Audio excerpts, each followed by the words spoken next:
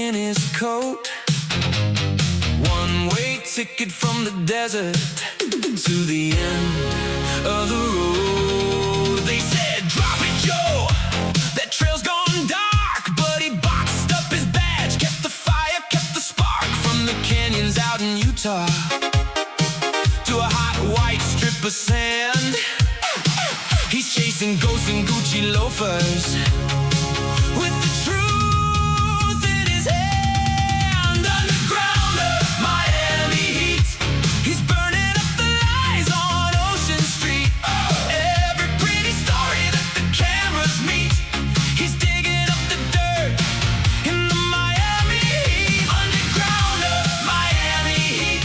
When the charity checks don't quite compete, if the mission's fake but the money's sweet, he's turning up, turning up, turning up the heat. Stake out in a surfside bar, rum on the rocks, eyes on the mark. Every rescue sold in primetime glow has a shadow ledger in the dark. He's got whistleblowers on speed dial, tapes locked under motel sinks, following the faith-branded hero to see what the paper trail thinks. Undergrounder, Miami heat. He's burning up the lies on Ocean Street. Every pretty story that the cameras meet, he's digging up the dirt in the Miami heat. Undergrounder, Miami heat. When the halo slips in the boardroom suite, if the mission's staged but the cash is neat, he's turning up, turning up, turning up the heat. Will the case blow up before the trail goes cold? Will the glossy spin crack show the seams in the gold? He'll run every rumor down every back alley door till the last fake mission can't fake it anymore. Undergrounder, Miami heat. He's burning up the lies on Ocean Street. Every pretty story that the cameras meet, he's digging up the dirt in the Miami heat. Undergrounder, Miami heat. When the spotlight fades and the saints retreat, if there's blood on the brand and the picture's deceit, he's turning up, turning up, turning up the heat. From the dry red dust to the turquoise tide, you can change your town, but you can't change his mind. Undergrounder, hey, hey, Miami heat. Roll credits on the con, he's still on the beat.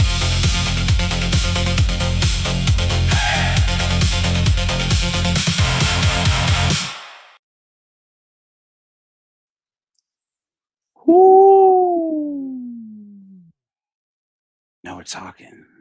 I knew you guys would like that. You don't have to say it, but if you love the new opening for Undergrounder, Miami Heat, before we get into this, the really sweet, controversial, weird stuff about Tim Ballard and his connections potentially to how we draw the lines between Tim Ballard and maybe Jeffrey Epstein. Maybe it might all turn out to be just coincidence. Today, I'm going to tell you about a coincidence that's just a little too strange. Now, I'm going to say this. Having thought about it since I came across this on Tuesday, my conclusion is it's mostly coincidence. But the coincidence is weird because it brings up something that we've been talking about. Inadvertently, it came back around to something we've been talking about with Ted Bundy. So I'm going to catch you up on that later. Let's get rid of this song, beautiful song that it is.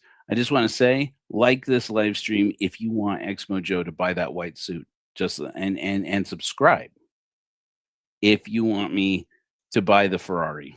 And then go to the Church of Korihor's website and donate to our missions through the korihor.org/give to You can send objects, items that people will need if they're sleeping rough on the street, and especially today, we are collecting donations and trying to help people as much as we can for an associated charity, which is Cherish Families, an organization that is helping women who are victims of crime, especially down in southern Utah, well, down here in southern Utah at Colorado City and Short Creek. Let's talk about Tim Ballard. I want to show you something that's going to get weird. Just, we're going to dive right into it. Welcome, everybody. I felt the spirit. It was pretty slick, wasn't it? Meryl's on the case. Meryl, your name's like all over this, my guy. Your name's like gonna come up. You beat me everywhere. These places. That sounded bad. I want to show you something kind of strange on Facebook. I'm going to show you a video of me scrolling through Facebook, and then we're going to do a lot of dancing around. I promise this all starts to make sense pretty quickly, actually. So if you don't know Tim Ballard, look it up. You know Sound of Freedom. You know that whole story. Okay. Do you know who Matt Cooper is? Matt Cooper is Tim Ballard's right-hand man, was at Operation Underground Railroad, even when Tim Ballard got ousted from there. If you know the story about the Vice News articles around OUR, how ultimately Tim Ballard ended up getting called out by the Mormon Church and then ultimately excommunicated from the Mormon Church. Matt Cooper was there for all of it, still there with him at the Tim Ballard Foundation, has stayed with him through the short-lived, now defunct, disappeared, I don't know what, Spear Fund. You know, it's he wherever he goes, aerial recovery. Matt Cooper, the way that the women who have accused Tim Ballard of things have described him is that he is like a little brother, and to Tim Ballard, and I can confirm through people, Jesse Stay, the one person I know, pretty much one person I know who puts me basically at 1 degree away, 2 degrees basically from Tim Ballard. I recently realized that. I was like, oh, I know Jesse Stay. Yeah, I am 2 degrees from Tim Ballard. Still like 6 degrees from Jeffrey Epstein. So whatever. Not that those two men are closely related at all. They're just more closely related than is comfortable. Anyway, I want to show you something. So this is Matt Cooper's Facebook page. I was checking out the story. We were digging up interesting facts about Celeste Boris, former executive assistant to Tim Ballard, and this case where she has a skirt with Tim Ballard's DNA on it. By DNA, we mean the blessing of the family jewels. We mean the Ballard family legacy across a skirt, and that recently his attorney had to explain away as being the result of a consensual interaction that was just apparently business as usual at Operation Underground Railroad, nothing untoward, and that they've tried to explain that Celeste Boris is obviously blowing it way out of proportion. And for some reason with Utah's law enforcement agencies, so far that seems to fly. Okay. Ted Bundy. Don't even have time. Let me show you this dude's Facebook page. Yes, Lisa, send a Ferrari. Okay, so this is his Facebook page. You're looking Matthew, at. thank you for coming and supporting us. But I really want to know and want to listen from you. Why did you go to Sweden? I know that you went to Sweden, right? Yes, yeah. I work with the Tim Ballard Foundation. Tim and I became aware of the situation in Sweden as soon as it started happening. We made trips to Israel and met with Drew's community there. We're learning about the situation, and we tried 3 times to go. On the 3rd time, we just got in taxis. We drove in this area, drove down to Sweden to observe the situation so that we become witnesses of why we need a corridor. Okay, so before we get too far into some things here. Oh, hey, can you guys see me okay? Oh, that's too much. Give it smaller, baby. Smaller, baby. What are we doing? Come on. I hate this software. Here we go. All right. Yeah, that'll work for now. Okay. Now, just to clarify a few things here. Okay. So you see there in the middle, this apparently is Matt Cooper. And then on either side of Matt Cooper are these two people who have worked with Tim Ballard in his work in Syria with the Druze, not Jews, but Druze, but similar movement, of course, because the Druze, if you don't know, they are religious community, ethno-religious community in Syria that has a covenant with the Israeli government, like a legal covenant with the Israeli government, to fight for them and to fight to preserve Israel from from their enemies, right? And they are being. It's true that they are definitely under attack from. Use a polite term, from regional forces in Syria, which has fallen into complete mayhem and disarray. But here's the thing. Okay, so Tim Ballard has been working previously. His organization that he more or less inherited briefly from Glenn Beck, who had gave him the opening money, the first $1 million to start Operation Underground Railroad. He had him running the Nazarene Fund, which started out as a pretty cool project, actually a good project to help Yazidis who are Christians in Syria, I think in Lebanon, to escape when they were under persecution. That started out fine. And then he handed it over to Tim Ballard to start helping him to start anti-trafficking out there.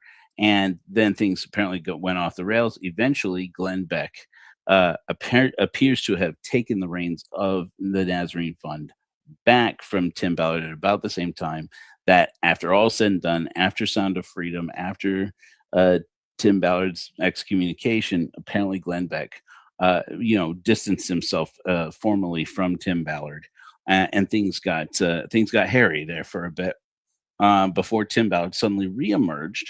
While he's doing all his Latin America work, he's also splitting his time going over into Syria and working with these Druze community.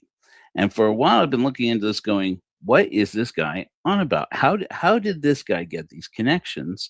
And especially, when he's been working over there, how is it that he comes to know so many high-profile people we didn't know that Tim Ballard was hobnobbing with, particularly a man who is a big-time advocate for pro-Israeli efforts? That's not a problem for me. I just want to clarify that. Who is the former attorney of Jeffrey Epstein, also former attorney of Donald Trump. And that is name. I've been running through so many names all day today. Anyways, somebody's going to help me out with this. Alan Dershowitz. And so, how does he know Alan Dershowitz? How does he know so many people in Israel? Thank you, Meryl. And this post from February 8th of this year starts to unravel a little bit of that mystery. So these are two people from the Druze community. The woman to your left, her name is Rania Fidel. She is a Keller Williams real estate agent in Los Angeles, apparently. And then this gentleman over here, I don't remember his name, but he is. They are both Druze who live in, I believe, both live in the United States. But in any event, they apparently they have been working with Tim Ballard in Spirit.Druze, an Instagram channel, and his fundraising efforts over there. We'll get into all of that, okay? But I want you to watch. This is a video posted by a gentleman. You'll see the name there, who Sharif Fareshi, who posted this video, and he is definitely from Syria. He's definitely from Sweden, and he appears to be the muscle, the mind, the boss man behind the movement. And I believe he may actually be the one behind the camera in this thing here. If he is not the one behind the camera, then the one behind the camera, you are about to learn, then the one behind the camera is Tim Ballard. I'm pretty sure. And you're going to see why I think so here in a moment by the time this is over. But it's interesting that Tim Ballard's always the face of the Tim Ballard Foundation, until every once in a while he starts putting Matt Cooper up as the face. Put him in the suit, make sure he shaves, make sure he looks like he's a businessman, and he's basically operating as a spokesperson for the Tim Ballard Foundation. And you're going to see in a minute, I think I'm just trying to be super nice about this when you guys see this, okay, Tim and Matt. You see why they don't why they keep Tim as the face and not Matt. Humanitarian corridor. So. So do you represent yourself or you represent an organization? Yeah, I represent the Tim Ballard Foundation. And one more question. Why are you here today? Well, my friends at AIPAC invited me. You know, they have this wonderful booth. They're teaching people about SWADA, about the rights of the people in SWADA, and they wanted me to come here and be a witness of someone who has seen that firsthand, what's happening there. So. Thank you. Matthew, if there is one message that you want to deliver to the people of SWADA now that they are under starvation siege and very harsh situation, what would you tell them? I would tell them, don't give up. We're coming. We're working with U.S. Congress. We're putting as much pressure as we can on officials to open the corridor. Open the corridor. So, Thank you so much. thank you. So you're going to hear this language again and again. Open the corridor. You know, basically, this is language to say that Israel should control the entire region over here. Open the corridor is, you know, it's being sold as humanitarian language for what is really just expand the influence and or borders of the state of Israel. I'm not saying that shouldn't happen. I don't make political commentary. I don't think that there is any reason to challenge the validity of any group of people as a people. I don't want this to go off the rails as being against anybody, and certainly not against Jewish people. I have Jewish ancestry. I have lots of people in my life who are Jews, and I care particularly about the safety of Jews. I do not think they control the world. I just want to clarify that. I wish that this story didn't have to do so much with AIPAC, so I wouldn't have to talk about it. But if you don't know about AIPAC, look it up. I do, however, think that it is wrong what people have sold us as a society, that to criticize Bibi Netanyahu's government is to be hateful towards any group of people. That's just plainly not true. If there's anybody who's hateful towards people, it's Bibi Netanyahu. He is a politician just the same as any other politician. He is not God, and he does not speak for all of any group of people. And everybody should be held accountable for their actions. AIPAC, I would just want to say, is an organization, as I see it, the more I look into it, into their association with Tim Ballard especially, is more a Christian organization than a Jewish one. It's mainly more of an American institution now than it ever was an Israeli one. So I won't hear any of this, to challenge AIPAC is anti-Semitic. It's not. And I'll challenge anybody on that. All right. So, but at the same time, I don't side with Candace Owens on her theories. Let's just say that I got no love for any of this. And I think that people go way overboard with conspiracy theories about this. But in any event, but it is worth noting here that what they just said was that they are at an event now. They're set up a booth. This is February 8th of this year when it's posted. And they said that they borrowed this booth from AIPAC. It's a political action conference that supports mainly the Republican Party in the United States, though there are several Democrats who are endorsed by them as well, and the Bibi Netanyahu's government and his party over there. So, but what's curious is that is how the video ends. Watch this. This is the ending of this video, and then we're going to draw some connections to some interesting people. Thank you so much for your supporting You us. want an extra shorts, right? Well, I appreciate that, supporting the Druze and support all the people who has a problem in the world. Thank you so much. Thank you. Yes, thank you, brother. Thank you. All right. Dear friends at the Tim Ballard Foundation and others, get an editor. Not me. I am looking for work, but I'm too cool for you and probably too expensive. I mean, even if you do have AIPAC money.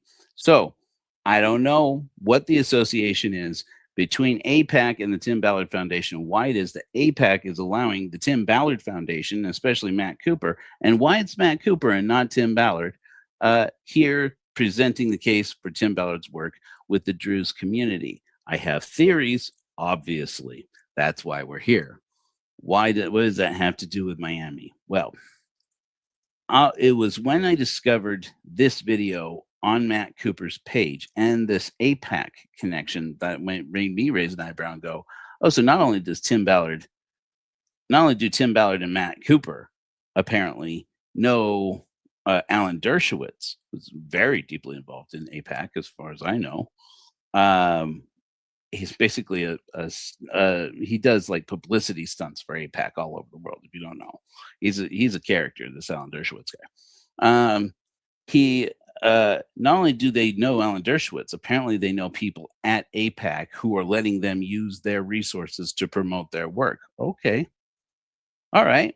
Well, I guess they're doing work with the Druze community. It would make sense that they know people in the Israeli government. We've suspected for a while they must have some kind of connections into Netanyahu's government, though as far as we know, we don't know which ones. And it's just curious because as we recently covered, when Steve Bannon wants to get even people who are Jewish a job in the government, in Bibi Netanyahu's government, he would contact, as we saw in the Epstein files, he'd contact Jeffrey Epstein and use Jeffrey Epstein as a way to get jobs for people in Bibi Netanyahu's government. So I'm not saying that Tim Ballard knew Jeffrey Epstein. I'm not saying that he knew, but he knew Steve Bannon. He's very close to Steve Bannon. He's very close to Donald Trump. He's close to Alan Dershowitz. It's three people who are 1 degree from Jeffrey Epstein. Not saying that may be entirely innocent and coincidental, but here's something interesting. So we're keeping on Matt Cooper's So Matthew, thank you for page. coming and supporting us. But I really want to know and want to listen. Okay. So then I started scrolling down through his page and looking at all the stuff that my man Matt Cooper has posted on his Facebook page, and mostly it's typical conservative Republican stuff. And then we come across this. Watch. Oh, what do we have here? It's a picture of Tim and Catherine Ballard. Now watch as I kind of navigate around. I kind of recreated my discoveries. I went, aha, there's Tim Ballard. There's Catherine Ballard. We know them well. Looking happy and great, you guys, since you're apparently at least one excommunication from the Mormon Church. I've heard rumors they were both excommunicated, but I don't know that that's true. I don't know that that's true. At least so far as I know, it's only Tim, but I don't know. Now watch what happens here. So I got curious about this guy in the middle. So I started looking through the people who are tagged in this. Here, let me restructure here. Okay, you're going to notice that as I drag my mouse around on the image, in this particular image, Tim Ballard and Catherine Ballard, this is one of the ones where they don't come up, and neither does the guy in the center. That they tag other people. Whoever has tagged this post has tagged a whole bunch of other people, not Tim or Catherine or mystery man in the middle. And then it gets weird. Oh, I think it was tagged. It's like tagged way down there in the bottom. Anyways, so you're going to see here that there are tags that come up, on Facebook. They have that listing there where you can see all the people who get tagged. Well, look at all those people who are tagged in this image. Here, let me see if I'm going to maximize this. Somebody shout at me if my voice goes away here. Okay, so you're going to see a few people's names here. I'm not in any way suggesting that these people are not innocent. They are, as far as we're concerned, everybody's innocent until proven guilty, and simply being associated with a person is not a crime. And in fact, I highly suspect most, if not all, of these people are innocent of any wrongdoing whatsoever. But it is interesting to see the names that come up on here. Particularly, I went through every single person that got tagged in a series of these photos, and it was quite a lot. I want you to note a few people of particular interest here.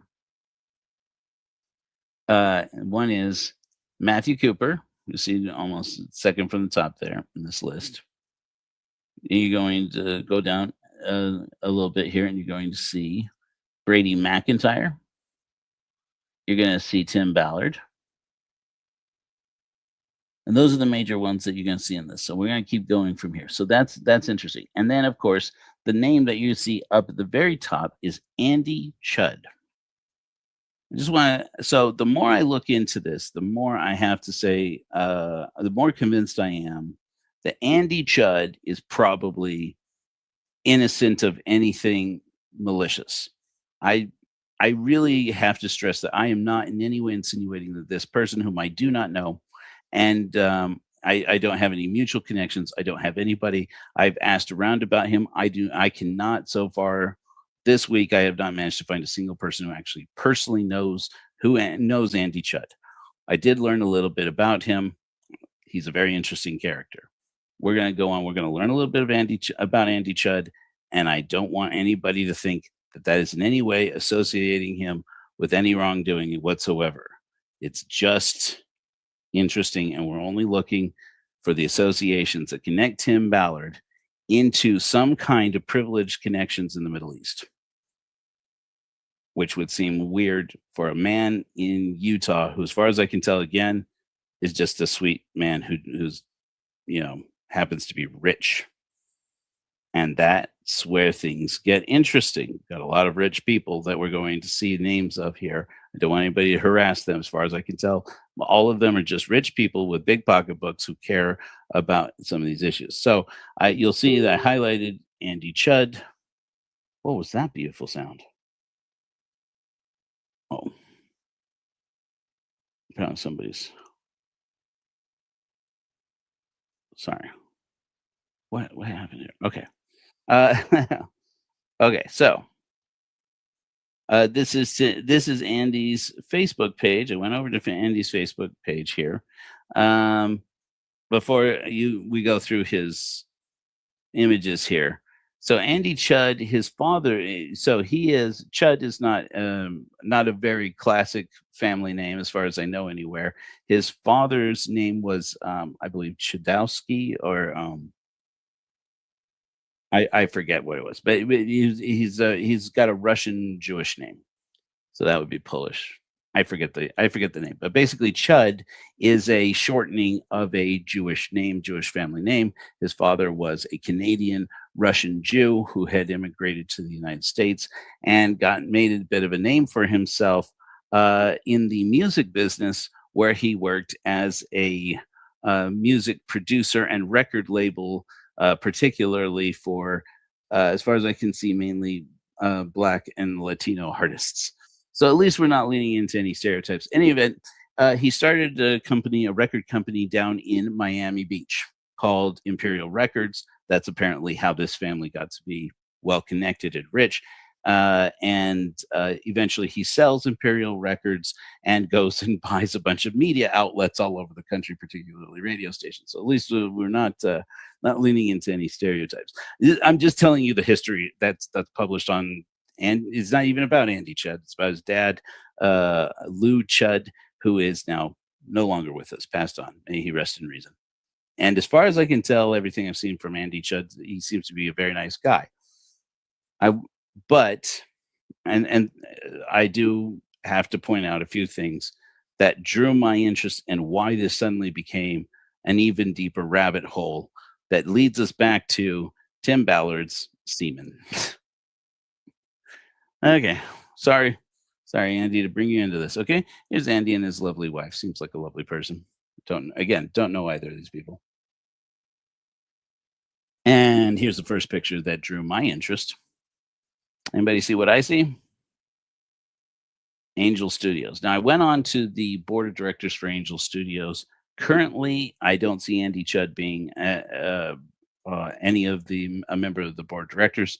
I don't think that means that he isn't an investor with them. Maybe he is, and maybe he just loves Tim Ballard loves Angel Studios and just bought a hat for Angel Studios. In any event, they take a lot of pictures at concerts. This man loves music. In fact, he was a producer himself for an act. And I can't, every time I try to think of the name of the act, I can't ever remember it. But in any event, he managed some bands for his father's label back in the day. And his whole life, his actual work on his Facebook page, and this is where I first went, okay, I'm going to find out who this guy is that his work listed on his Facebook pages works with charities. I went, oh, he has money. No, and there's not even an organization. He posts a lot of pictures of him and his lovely wife. The more I went through these people's photos, the more I went, okay, they seem like lovely people, frankly. I mean, they just seem like sweet people. He's got a great smile. I watched a couple of TV interviews. I watched one TV interview and then read another an interview with him. And like his whole persona is about how he loves music. He's just a man who's got a whole life of music. And then he uses it as a platform to talk about how, boy, it doesn't, I just hate that ever since, whether it was back in my life in Miami, back in Florida, or now here in Utah, because he lives in Utah. He lives in Salt Lake now. It's like, what I really hate, he says in the interview that I read, he said, what I hate is I am the most woke guy, And that's when I went, okay, Andy, I'm trying to like you here. Don't be a dick. He's like, I'm the most anti-woke guy in the world, he says, because I am, I grew up around Black people and Latino people and worked with Black and Latino artists. And now I don't think I can even say anything around them, which is, Andy, don't say that, Andy. Okay. I'm trying to like you here. And that's the thing that racist people say. I'm just saying that. I don't think Andy's racist, but he says like some things it's not every time, but I at least saw it one time. No, I saw it a couple of times actually, where I went, okay, Andy, don't say things like that. That feels like super racist, but all right. Maybe he's just set in his ways. I don't know. But you'll see there's an interesting image branded with Operation Underground Railroad. Another one. See, this was a nice picture before it was branded with Operation Underground Railroad. There's another great picture of Andy and his wife and Operation Underground Railroad. It keeps going on like that. Operation Underground Railroad, slightly Operation Underground Railroad, etc. Huntsman, Kelsey. Is it Kelsey? I don't remember. I don't remember that campaign. Etc. Okay. So this is interesting. So it's pretty clear that our friend Andy Chud here, gentleman Andy Chud, is he's a philanthropist. He actually does appear to work with a lot of charities out there. And he was, at least at one point, involved in fundraising and or donating to Operation Underground Railroad. Apparently passionate about Tim Ballard and his mission. And then you're going to notice here we have this situation again where he posts these posts. And so he posts on behalf of a lot of different charities, which, hey, cool, great. I think that's great. But then he posts, he names all these people. He tags all these people in his posts. And as far as I can tell, the people he tags in these posts are not random strangers, right? They're not like people he thinks, hey, I want to raise this to so-and-so's attention. These are people he personally knows. And you go through that list, I can just tell you this, because I spent way too much time on this. You go down this list, and it's a who's who of wealthy elites of Mormon, ex-Mormon people, and even some apparently non-Mormon people in the Salt Lake area and northern Utah. So, but I want to draw your attention in this big long list here. You're going to see, particularly of interest to me, if you look down about halfway through, you're going to see the name Sean D. Reyes. Sean D. Reyes is the former Attorney General, friend of Tim Ballard's. Okay, Sean Reyes knows a lot of people. He was a bishop in the Mormon Church early in his legal career, which was not that long before he became Attorney General. He was a Mormon bishop for 5 years. It's an interesting story about growing up as a Latino Polynesian person in Los Angeles. His father was a filmmaker who failed, and apparently because of racism in the industry. Don't doubt it in the slightest. But his story becomes a big part of the connection between Celeste Boris, the skirt with Tim Ballard's DNA on it, well, Tim Ballard's family gravy in any event. And then and strangely enough, this APAC situation. It's weird how these things just start flowing together in any event. One of the names that you're going to see, I think it's in here also in this list. I can't see very well here. Is well, you're going to see it as we go through and look at some of these other names. Yep, see, I highlighted Sean D. Reyes. One of the other names that you're going to see come up once in a while is the name Brady McIntyre. And there we go. Okay, so now you're going to see here, for example, you see the tagged up here. You see I have the my cursor over a name that is Brady McIntyre with like a one, the number one. Anyways, when you see his name spelled out, that's his Facebook page. When you see his name spelled out in the weird name way with numbers and letters, that's his Instagram page. And Brady McIntyre, again, another person that, as far as I can tell, totally innocent. Seems like a nice guy, actually, for the most part. Very conservative, obviously, but that's not, it's not crime per se. But becomes a big part of this Tim Ballard baby gravy story. I'm sorry to keep mentioning Tim Ballard semen. I'm trying to say it as little as possible. But you're going to see him get tagged in these posts a lot, and a lot of times in these posts, you're going to see Sean Reyes, including in that image you were just looking at. Let me go back. Let me go back a little bit here. This is a picture with Sean Reyes in it, right? Is that right? Well, in any event, he was tagged in there. So lots of posts that come up, and he'll post and he will tag a lot of these people who are wealthy who's in the Salt Lake area and the greater northern Utah area, and he will oftentimes tag Sean Reyes, Tim Ballard, Brady McIntyre, and what's the other one that I keep thinking of? Tim Ballard Foundation. Oh, sorry. Oh, damn it, Joe. Brady McIntyre and well, those are the major ones. Okay. Anyway, so this is another one of these posts. Now, this one, if you go through Andy Chudd's images and stuff, it'd take you all day to get to this. So I had to walk back out to this, to the images, the tagged images on Matt Cooper's page. And Matt Cooper, that's the other person. So you got this guy, Brady McIntyre. You got Matt Cooper. You got Tim Ballard. You got Sean Reyes. And then you got this guy, Andy Chudd, who's usually the guy doing the tagging, not always. This picture you're about to see is a meme generated by AIPAC or by IAC. Amen. This is basically the same Israel lobby group. It says my heart, and it's got a broken heart, is with Israel. Cool. No problem with that. People who want to express their support of Israel. Again, I don't support any conspiracy theories about Israel. I think some people go over the board with it. I do have my feelings about our country being dragged into a war with Iran. That doesn't have to have anything to do strictly with this right now. And I'm not against other people having differing opinions from mine.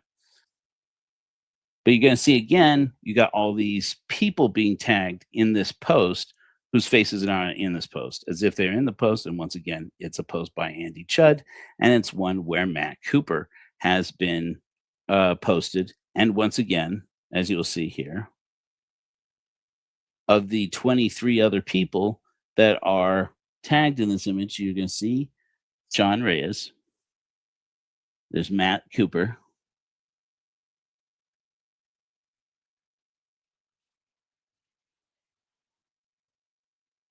Yeah. That's all of those. So, in any event, you see these same guys popping up in these posts over and over again, including in these pro-Israel posts and AIPAC or AIPAC adjacent fundraising for for political action committees that are promoting Israeli interests. Not that that's a problem. It's totally fine. Well, once again, here we have this is another Andy Chud post in which he, a few years ago, this is a couple years ago. Let me see if we can see the date on here. This is right about the same. Yeah, this is right about the time when the Tim Ballard story started to get covered in Vice News, and where it started to be known that Tim Ballard was probably going to get kicked out, had been forced out of leadership at Operation Underground Railroad, the organization that he had started right after the release of Sound of Freedom, and he's posting this stuff about common conservative talking points from that time period, but he leads off with Sound of Freedom just hit $100 million at the box office. Do I need to tell anybody about how Sound of Freedom actually broke all those records? But they did make a lot of money, basically convincing conservatives that buying a ticket to go and see Operation Underground Railroad was not doing enough. If you really wanted to save children, you'd buy 3 or 4 or more tickets to go see Operation Underground Railroad, not let it get in your way that you don't have enough time or interest to actually watch all those showings. So they basically booked a bunch of mostly empty theaters, where people paid for these seats because they were convinced by Steve Bannon and Tim Ballard and all these guys that they were saving kids by buying empty seats in movie theaters. Well, of course they weren't. They were told that the organization was going to go and give those seats away to people who couldn't afford to go to the movies.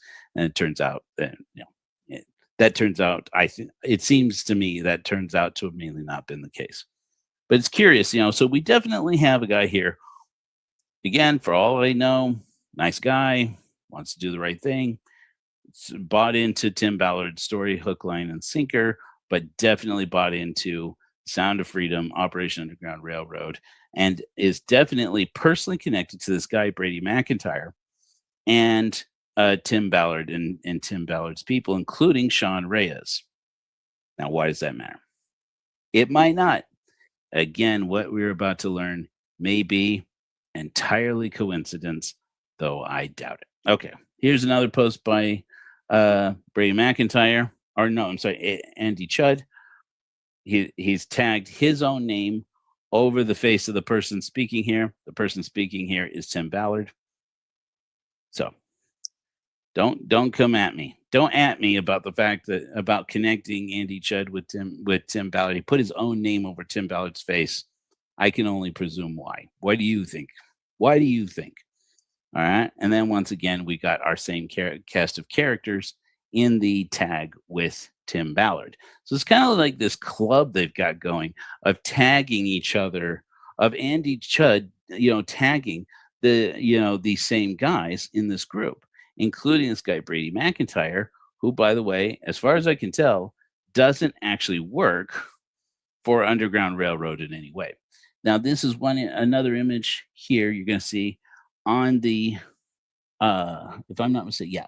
You see this image over here on the right, on the bottom right of this Attorney General Alliance summit, right? Anti-human trafficking summit. You see this guy on the right here. This image here is posted by Andy. Okay, by Andy, the man here. That's Andy on the left, Tim Ballard on next to him, and Sean Reyes next to him. Then you got this picture of Tim Ballard, and you got these pictures of Tim Ballard and Sean Reyes together. Okay, if you don't know, then you should know. Tim Ballard and Sean Reyes are boys. In fact, in the lawsuits, the women's lawsuits, it's frequently mentioned that Sean Reyes, they even have text messages exchanges between Sean Reyes, who was then Attorney General of the state of Utah, and Tim Ballard, talking about how they were going to team up to go on a revenge tour against all of Tim Ballard's critics, and how Sean was going to shake him down, to a point where people, the feeling that you get reading these the lawsuits, the matter of the lawsuits, is that Tim Ballard almost has to pull Sean Reyes back because he is so passionate about defending, about not just defending, but frankly, going on legal revenge tours against Tim Ballard's enemies, which is going to become a big part of this thing. So these guys are boys. There's nothing wrong. There's nothing illegal about having friends. It's just interesting that these are the friends that keep coming up again and again, together in conjunction with this guy Brady McIntyre, who keeps getting brought into it. If you don't want your friends brought into shit, don't tag them on Facebook with shit, okay? And don't tag them on shit over and over and over again. Again, look at the list. Okay, the people who are getting tagged in this. You're gonna see, for example, there's a family called Rockwell, and Egit Rockwell keeps getting mentioned over. I'm gonna go ahead and suspect this probably has to do with the Porter Rockwell family because it's in Utah. I'm gonna guess that's just a guess, but looked at their stuff. Several people in the Rockwell family keep getting mentioned in this.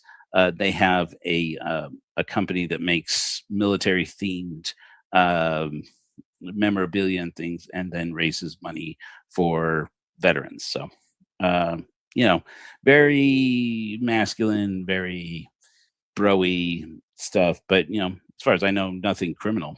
As far as I know. Here is an image that Andy posted of Tim Ballard speaking at an event. Once again, look at who gets tagged. John Absey is a name that keeps coming up. I don't really know much about him other than he gets mentioned.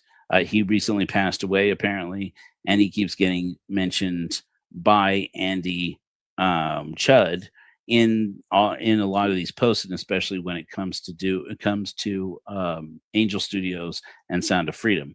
So I don't know. I don't know why that is. I haven't gotten to the bottom of that yet. It's just interesting that it keeps coming up. Here you have an image again. In the middle, you got our boy Timmy. Over next to him, you'll see Matt Cooper. And again, you'll notice that as you see my cursor moving around, Tim Ballard is not tagged in that image. Was that because Tim Ballard lost his Facebook account? I don't think so, because he still has his Instagram account. Is it because he grew too toxic and so they stopped tagging him in things? Is it that they didn't want, is it because somebody's trying to distance themselves? I don't know. But then you'll see over here, we got our boy Sean Reyes again. Okay, so this is the interesting stuff that goes down over here. Sean Reyes, Tim Ballard, not tagged. And then over here, Matt Cooper. I don't know who that other guy is. So presumably he's with the Harmon's grocery chain. If I'm not mistaken, I have always believed this, but I'm not sure I ever have, thoroughly checked this out. But I believe that the Harmon brothers of Angel Studios are the same Harmons as the Harmon grocery store chain. So, that may be another connection, but it probably isn't significant. Okay, so we're back to Matt Cooper's page. So you saw a lot of this. So you saw these characters. This is the cast of characters you're going to want to be aware of. I'm gonna skip over this part here, but suffice it to say, this person, Rania Fidel, she gets mentioned in Tim Ballard's work with the Druze community and Druze people in Sveta a lot. But as far as I can tell, she is a resident. She is a citizen and/or resident of the United States. She apparently lives in Los Angeles, and she is a real estate agent there. As far as I know, she is not guilty of any wrongdoing or crimes. Again, I'm not suggesting any of these people are, but it's interesting that they saw her. I brought her up in connection with Tim Ballard's work with a think tank that was being built as Tim Ballard's network, even though Tim Ballard didn't get mentioned on their website. And she's often associated with an Instagram account you're going to see coming up here in some of these other clips that I'm going to show you, called spirit.druze.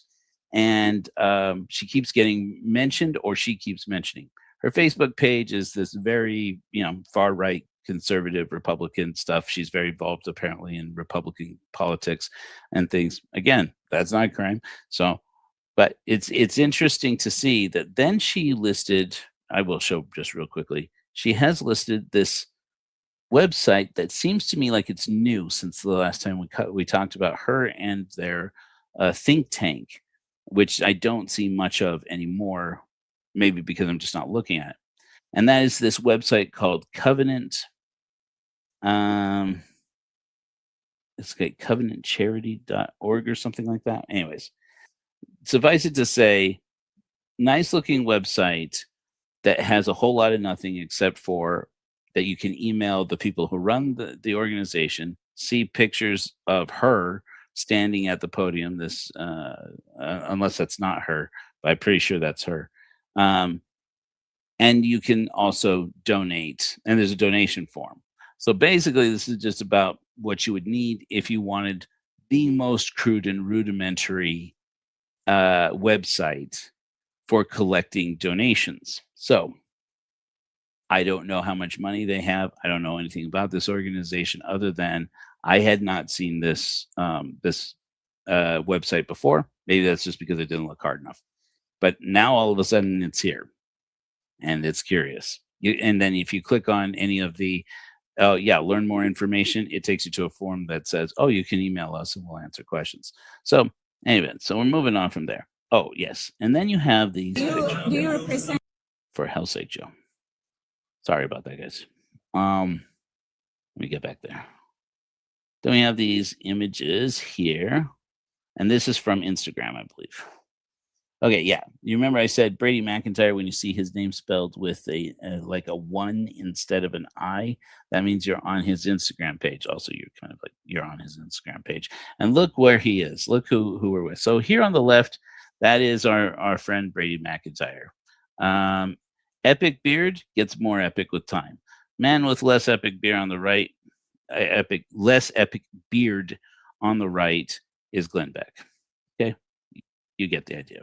Yeah, and then you see interesting people who get tagged in this here. But yeah, skip ahead here a little bit. Lots of basically that's not the last picture with.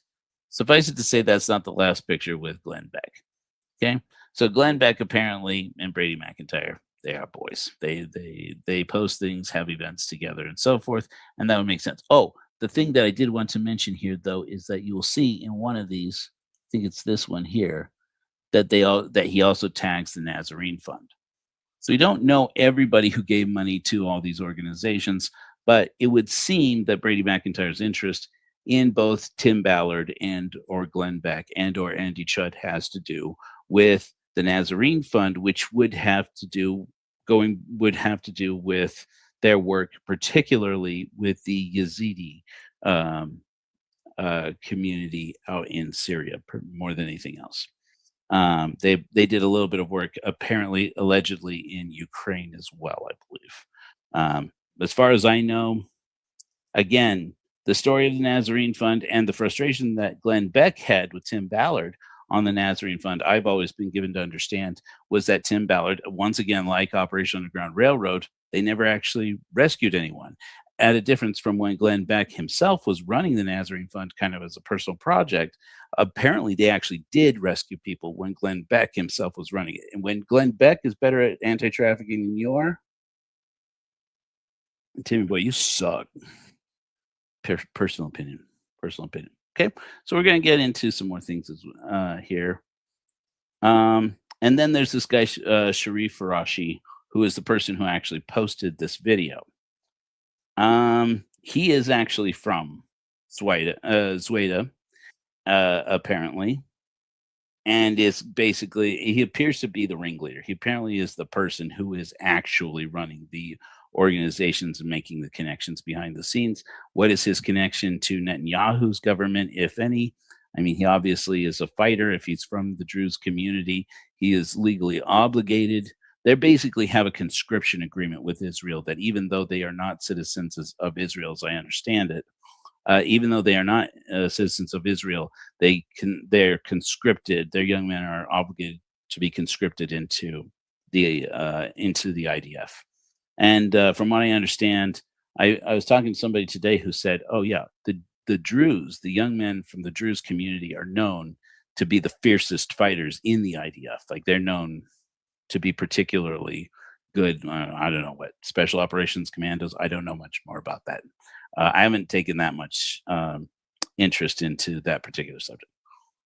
So yeah, so that's who our man here is. And I think that's pretty much everything with this clip. Okay. Oh yeah. So the reason why this guy is interesting and why this came back to a head about Tim Ballard and the allegations by Celeste Boris that are coming back up in the news as they now have the evidence. There are depositions being taken. There is evidence now that was decided by a judge that was reason enough to decide that Tim Ballard had to be ordered to stay away from Celeste Boris, and there was a protection order against him based on these allegations of sexual assault from Celeste Boris because she provided this skirt, as I understand it, a leather skirt that he said had Tim Ballard's DNA. And I've actually seen the incident report, the officer incident report with the Utah County Sheriff's Office, where they are saying that they filed for a warrant to get Tim to compel Tim Ballard to come in and give a DNA sample, which was a cheek swab, not that kind of DNA sample, to match his DNA with his DNA. And it was 100% match, apparently. And so the reason why that's interesting is exactly what you see at the top of Brady McIntyre's Facebook page here, Max Place. And that's where things get a little interesting. If you know, you know. Let's go ahead and pull this down now. Whew. That was quite a rabbit hole. We're about to go down news. So take a little breather. Everybody get a little air before I get to why all of this is interesting, and then we'll go and look at actual clips from Tim Ballard. and I'm going to tell you why it especially worries me and kind of pisses me off what we're discovering connected with this whole circumstance. The timing of all of this makes me a little extra frustrated with Tim Ballard. But in any event, I'm going to share now with you a screen for an article from the Salt Lake Tribune. There. Okay. So you guys see this all right? Just want to make sure everything looks good. Boom, boom, boom, boom. Whoops. No, that's probably not it. Is that better? No, right? Yeah. That's good enough, right?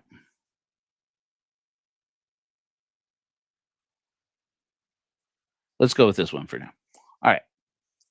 A look inside the official record meetings Utah Attorney General Sean Reyes held at his unofficial office in a private club.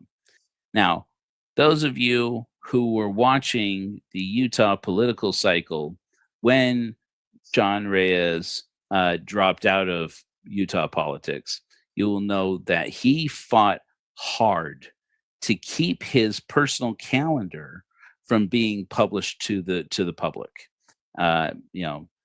which only made people fight for it harder. And now, and before long, we saw that while this was going on while he was still defending Tim Ballard, who was at that time, according to his supporters, and according to Tim Ballard, apparently himself, destined by God, blessed by two prophets of God, one an official prophet of the Mormon Church, and one a kind of pseudo prophet, Tom Harrison, who's also Chad and Lori Daybell's Mormon prophet. That's my interpretation and not just mine. But in any event, while Sean Reyes was still defending Tim Ballard, and before he had made a statement where he basically said that he felt betrayed by Tim Ballard and abandoned him, was right when he was trying to keep the public from seeing a secret calendar of events while he was organizing his campaign to run for re-election. And so new calendar records show Reyes held 30 meetings inside Max Place a members-only club in downtown Salt Lake. Again, remember this is our friend uh, Brady McIntyre, who, as far as I know, is innocent of any crime and wrongdoing. Actually, seems like a pretty nice guy, apart from some of his political views. But I don't choose my friends based on their political views, and not that he's a friend. Down in the basement of a beige brick building, it says, across from Pioneer Park is an exclusive secretive club where a black Chesterfield couch sat for a period of time beneath a placard that read, "Reserved for the General." Over the course of the past several years, this urban speakeasy served as the satellite office for Utah Attorney General Sean Reyes, where recently released calendar records show 30 scheduled meetings to discuss official state business between 2021 and September 2023. Now, mind you, this is in the run up to the release of Sound of Freedom, and then the release of Sound of Freedom, and then Tim Ballard's sudden collapse. All this is while all this was going on, and at the same time that most of this material and interactions between Sean Reyes and Tim Ballard, who are friends, or at least seem to be, they start to collect. All this material starts to get collected: text messages, meetings. In 2013, but this goes all the way back to 20. No, I think it was 2014 when they went down to Colombia and did that sting operation together. Sean Reyes is part of that story, the Sound of Freedom story. He went with Tim Ballard to pose as a trafficker in that sting operation that we're going to actually hear Tim Ballard talk about again, because even though Tim Ballard's attorney, Mark Eisenhut, don't sue, this is true, defended him in court before the Utah Superior Court, defended Tim Ballard by saying that the movie Sound of Freedom is loosely inspired by Tim Ballard and is not in any way an accurate depiction of Tim Ballard and his life, which, by the way, the legal counsel, the attorney for Operation Underground Railroad, eventually left Operation Underground Railroad specifically in protest, saying that that was true, that Tim Ballard, that she was involved in the cases described in Operation Underground in Sound of Freedom, and that she defied the narrative and said Tim Ballard totally fabricated the whole story. It didn't go down at all the way that it's depicted in the film.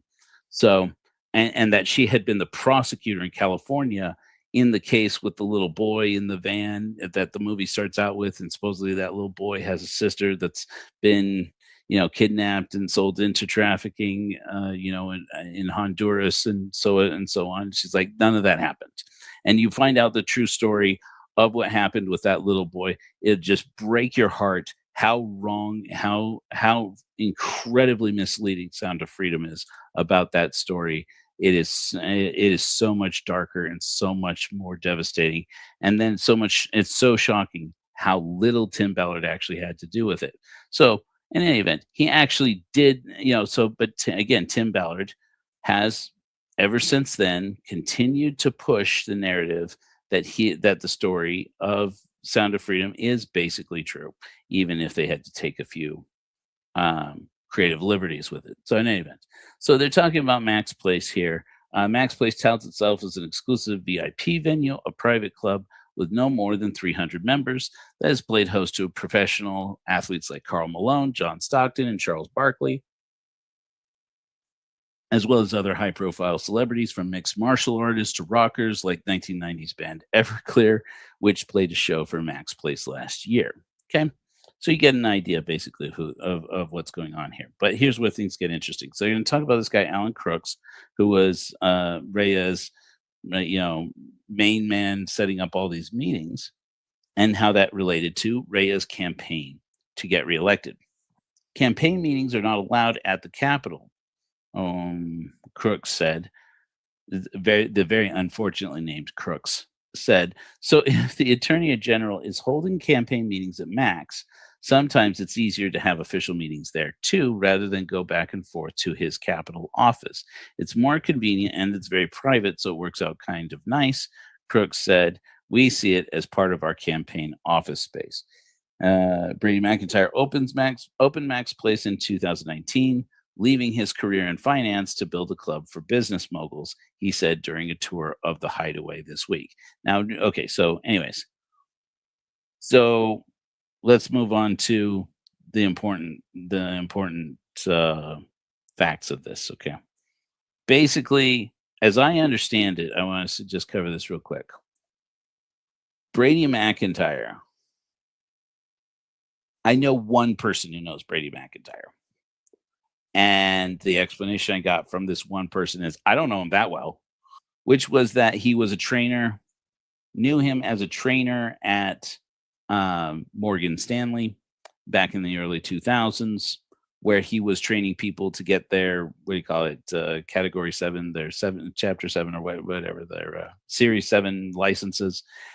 Basically, from what I can tell, what I've seen, he worked as a financial planner at E-Trade, and he worked as a financial planner and as a trainer at Morgan Stanley off and on over the course of 20 years. Then he retired from Wall Street. He bought an Italian place or started an Italian food restaurant in Salt Lake, I believe. And then he started Max Place. I'm very curious. This guy who now is also being tagged by Andy Chudd in these multiple posts over and over again, Brady McIntyre, Brady McIntyre, Brady McIntyre, Brady McIntyre. On his Facebook page, it says that he has 2 locations now for Max Place, one in Salt Lake City and one in Miami Beach. Does that have anything to do with Andy Chudd? Maybe not. Those are 2 cities that are big places. It could have nothing to do with each other.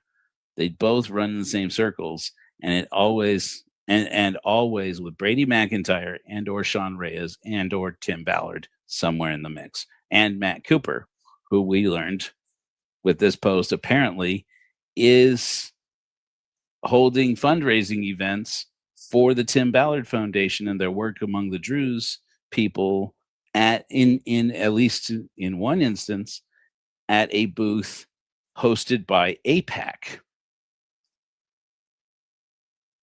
Might mean what does it mean? Nothing. Maybe just coincidence, but it's a lot of coincidence, especially considering this. I think we've got enough of this. Let me see here. Okay, here we go. This is going to link us to another one. Oh, so in the end, what the reason why this was a scandal wasn't just because Reyes was taking meetings more or less off the books with powerful people and wealthy donors and so forth, which doesn't appear to have been in any event breaking the law necessarily, but the campaign wasn't paying for his membership at Max Place. Max Place. Apparently his campaign man, his right-hand man, was the guy who was paying the fee, which I believe is something like $399 a month. And so there's a lot of this out-of-pocket money coming around. And then the campaign would pick up the tab for meals and tips to the barbers. Officially on the books, apparently, Max Place is a barber shop, but it has an underground event venue space where they have things like the most toxic masculine stuff, the most silly masculine stuff you've ever heard of. They have like arm wrestling competitions. They have like martial arts contests and things. They have, old heavy metal bands and you don't see anywhere anymore give exclusive concerts there. And then they have charity events where they raise money for charities. And that appears to be how Andy Chudd is involved, because Andy Chudd works with charities. And, that apparently is not just a line. Apparently he actually does work with charities. So in any event, and that's what he does all day. Must be nice. But then there's this case, this thing here. Boom, boom, boom. Oh, so then it was discovered that Reyes' campaign has made 92 payments to Max Place for a total of $10,760, ranging from regular $1 payments listed as office supplies and subscription to a $2,365 payment in April 2021. So, in other words, you got campaign funds that are just kind of slipping into Brady McIntyre's, I don't know, by his personal pocket, but, into his operation from Sean Reyes' campaign. And now all of a sudden starting to feel at least like it makes a lot more sense why Andy Chudd always seems to almost always tag Brady McIntyre and Sean Reyes in the same things. And oftentimes when he's, dealing with Operation Underground Railroad, or anything related to Tim Ballard or Matt Cooper. And why that got heated. Let's see here. Why that got heated in the Tim Ballard situation. Let's see if I can find the link here because I have the other one. Do I just want to link over to this one? No, we're not. No, we're gonna find it. We're gonna find this one here. Oh, I think it's right at the top here. Boom, boom, boom. Blah, blah, blah. Here we go. Okay. In April, attorneys for a group of women accusing Tim Ballard, this is in 2023, accusing Tim Ballard, the founder of the anti-trafficking group Operation Underground Railroad, of sexual assault and rape, alleged in court filings that Ballard arranged a penthouse with women and cocaine at Mac's place. You better believe we're going to be clicking on that. Let me make sure. Okay, cool. And it should take you over with me. You guys all see Tim Ballard arranged penthouse for AG Sean Reyes? Okay, that's where we're going now. All right. This is the part where we get to, we've done the rock and roll. Now we're going back and we're catching up on the hookers and blow. A spokesperson from Utah Attorney General Sean Reyes denied the accusations and dismissed the claims in the lawsuit as ridiculous. Here we go. A new filing in the lawsuit. This is in April 30th, 2024. A new filing in the lawsuit brought by 5 women accusing Tim Ballard of sexual assault has added an allegation of rape, as well as a host of new assertions, including a startling accusation that Ballard arranged a penthouse with women and cocaine at a private club in downtown Salt Lake City for Utah Attorney General Sean Reyes. The Attorney General denied the allegations, dismissing it as ridiculous. The amended complaint filed Friday evening alleges that Operation Underground Railroad, the anti-trafficking nonprofit Ballard founded, had given nearly $1 million in grants to Reyes' office in order to motivate General Reyes to protect Ballard and OUR. After a criminal investigation was opened by the Davis County Attorney's Office, Ballard was upset, the suit asserts, especially since Ballard had made arrangements for General Reyes to use a penthouse at Mac's place with women and cocaine. Mac's Place is an exclusive social club located north of Pioneer Park. It has frequent high-profile guests and contains meeting spaces, a shoe shine stand, barber chairs, and massage tables.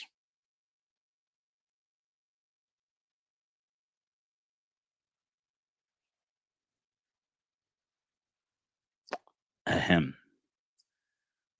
Reyes, whose decade-long personal and professional relationship with Ballard has come under scrutiny, denied the latest allegations through a spokesperson Monday. Reyes announced in December that he would not seek re-election. Yeah, you think? This, along with several other allegations, are just absolutely ridiculous, said Alan Crooks, Reyes' political consultant. The court filing attributes the alleged penthouse arrangement to anonymous witnesses and does not elaborate on the source of the allegation or whether witnesses saw Reyes using cocaine. Ah, yes.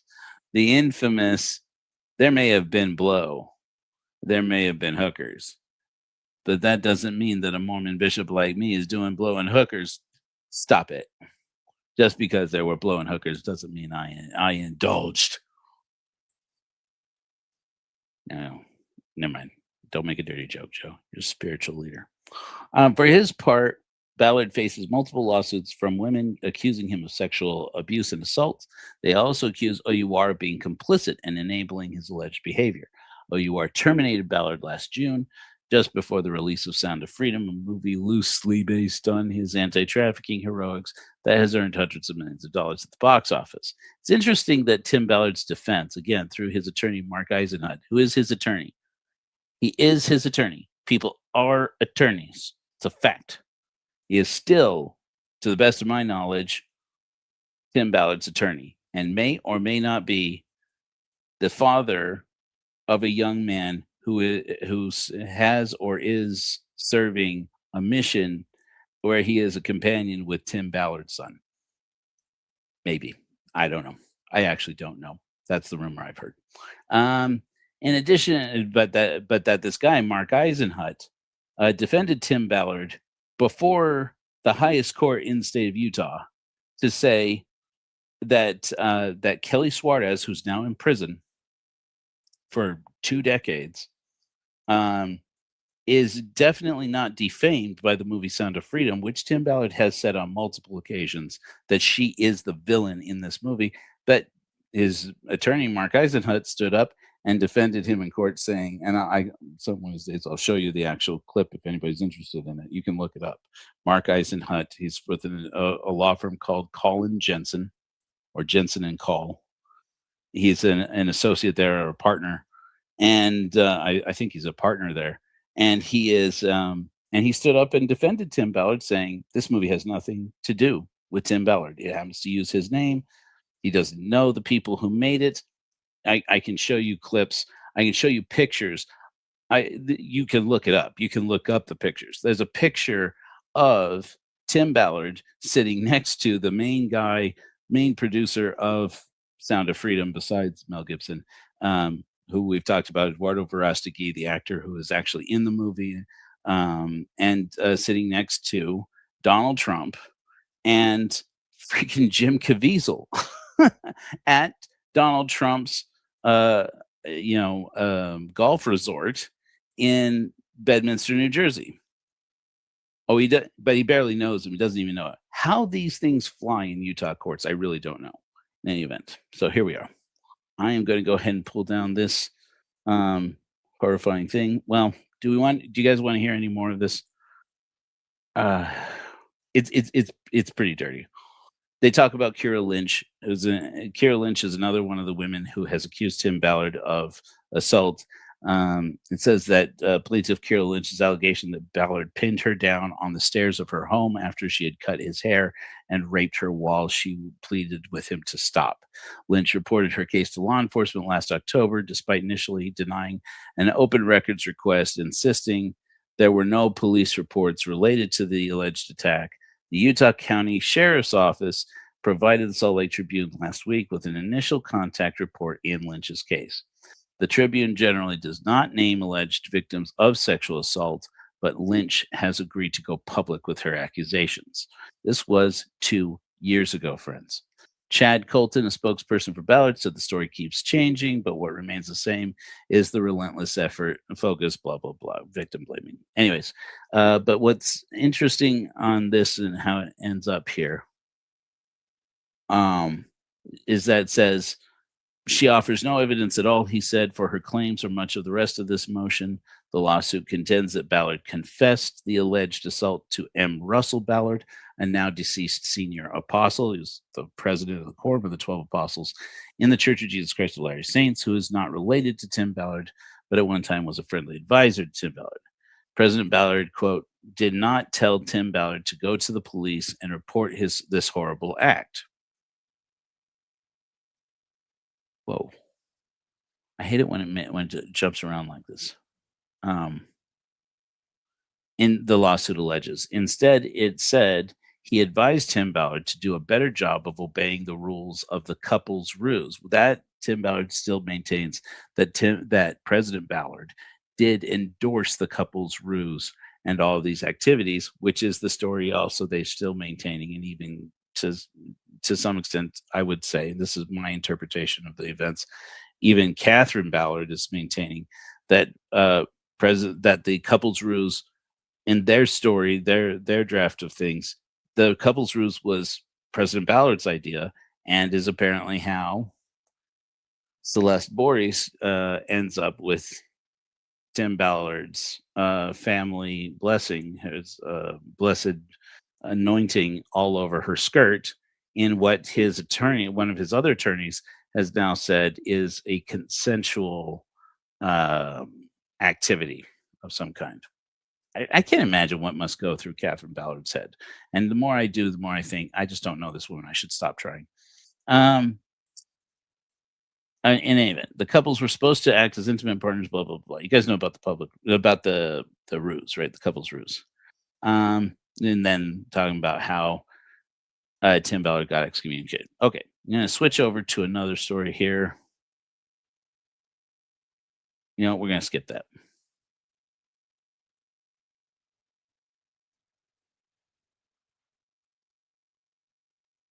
We're not. We're going to read it.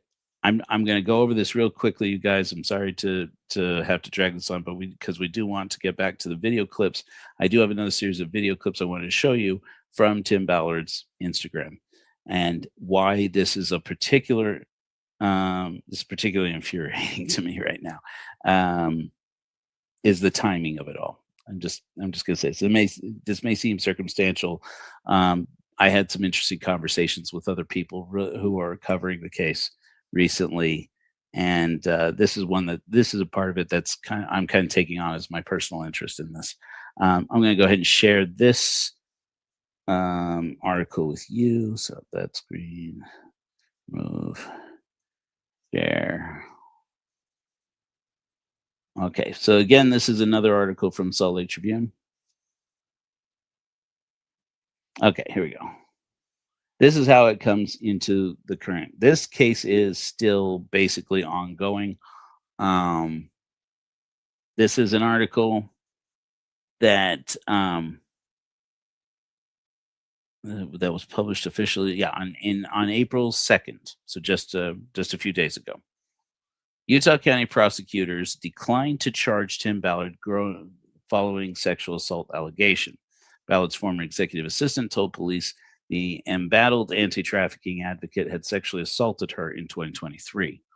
The Utah County attorney has opted not to file criminal charges against Tim Ballard stemming from sexual assault allegations by a former assistant in 2023. I will say this. I'm sorry I know I'm bouncing around a bit. There are people who said I was drawing too many conclusions when I had my friend Chris Mortensen on the show, Captain Borax. You guys remember that?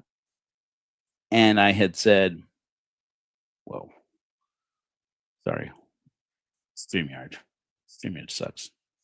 And I had said, and he had asked me about this Ted Bundy case. Remember I said a minute ago we were going to talk about Ted Bundy? So those of you who know, I started Hellfire Agency when I was covering the story about how Utah County Sheriff's Office has never made good on the fact that they have had the evidence. They at one point had all the evidence they needed to convict Ted Bundy of killing a girl in American Fort Canyon on Halloween night in 1974. I know it seems like it takes things away. The thing is this: you see this article that I'm showing you right now, that just came out about a week ago. Right about when that article dropped, right afterwards, the Utah County Sheriff's Office had an event just to talk about how they've decided after 50 years that Ted Bundy did kill Laura Ann Amy. And that they know this with DNA evidence. And I had my friend Chris Mortensen on the show, to talk about. I said, and he said, you guys saw, right? Those of you who are here. He sat here on this program and said, "What evidence?"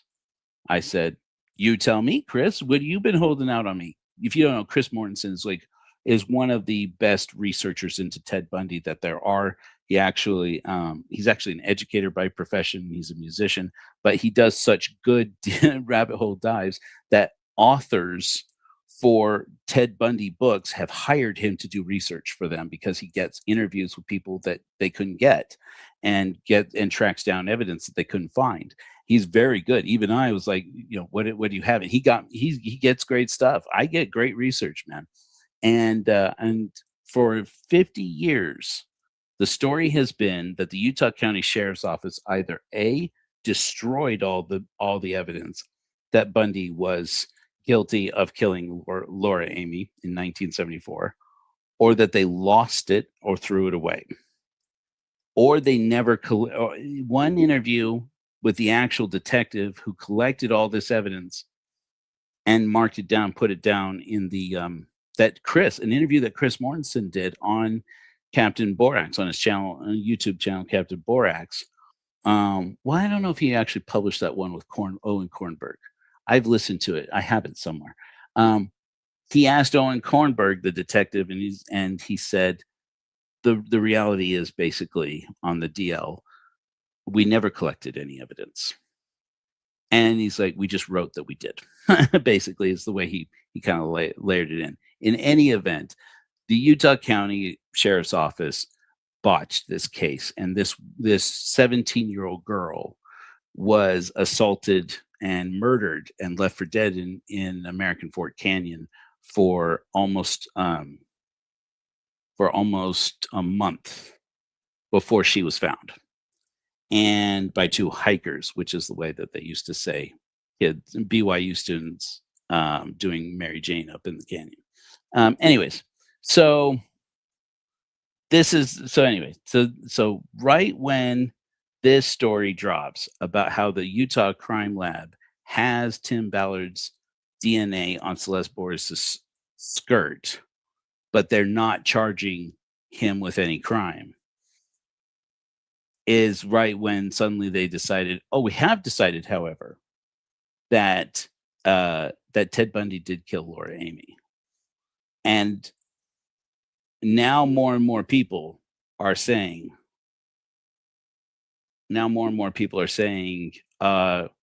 it's looking like Exmo Joe, your man Joe Rollins was right. The Utah County Sheriff's Office is just trying to divert attention away from the fact that they botched, that they seem to be throwing this Tim Ballard case away. And so they don't want to, and so they want to look like they actually solve crimes. So they try to solve a Ted Bundy crime. But to this date, and I've been watching, it appears they have not published what DNA they used, or they say they have a new technology that can suss out Ted Bundy's DNA to the exclusion of other people's DNA in the evidence related to Laura Amy. What evidence?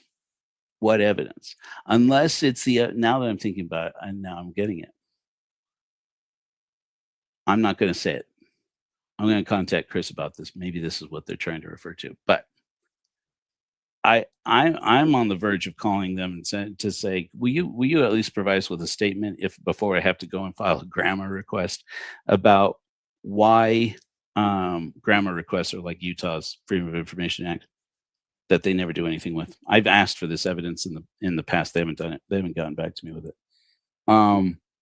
About Laura Amy's, can you just tell us what evidence did you get?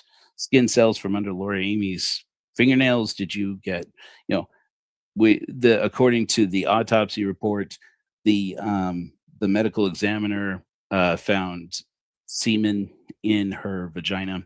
They found her, they had a ring that belonged to her. They had a stocking, a pantyhose that was wrapped around her neck and used to strangle her, and that appears to have been how she died. But then that brings up a whole bunch of other things about Laura Amy's case.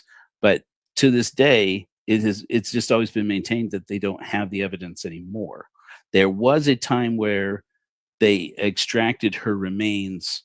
The other law enforcement, the Utah County attorney, had asked Laura Amy's family to let them exhume her remains so that they could collect samples of her hair. But it was that was supposedly just to compare her hair to the hair to other locks of hair they found in Ted Bundy's Volkswagen when they finally tracked that down. But to the best of my knowledge, none of that had to do anything with the DNA of her killer, which sucks, because if the medical examiner is telling the truth, they had the semen of the person who assaulted her. they could have run that DNA. If it turns out that Utah County Sheriff's Office has had that DNA for 50 freaking years and they're not willing to say how they have it or where they had it or why they didn't ever send it in before, obviously that's going to be a bit of a disaster for them, I would think. So why it is that they suddenly brought this case in on almost to the day when this article comes out that they're not charging Tim Ballard, who is friends with Mike Smith, the Utah County Sheriff.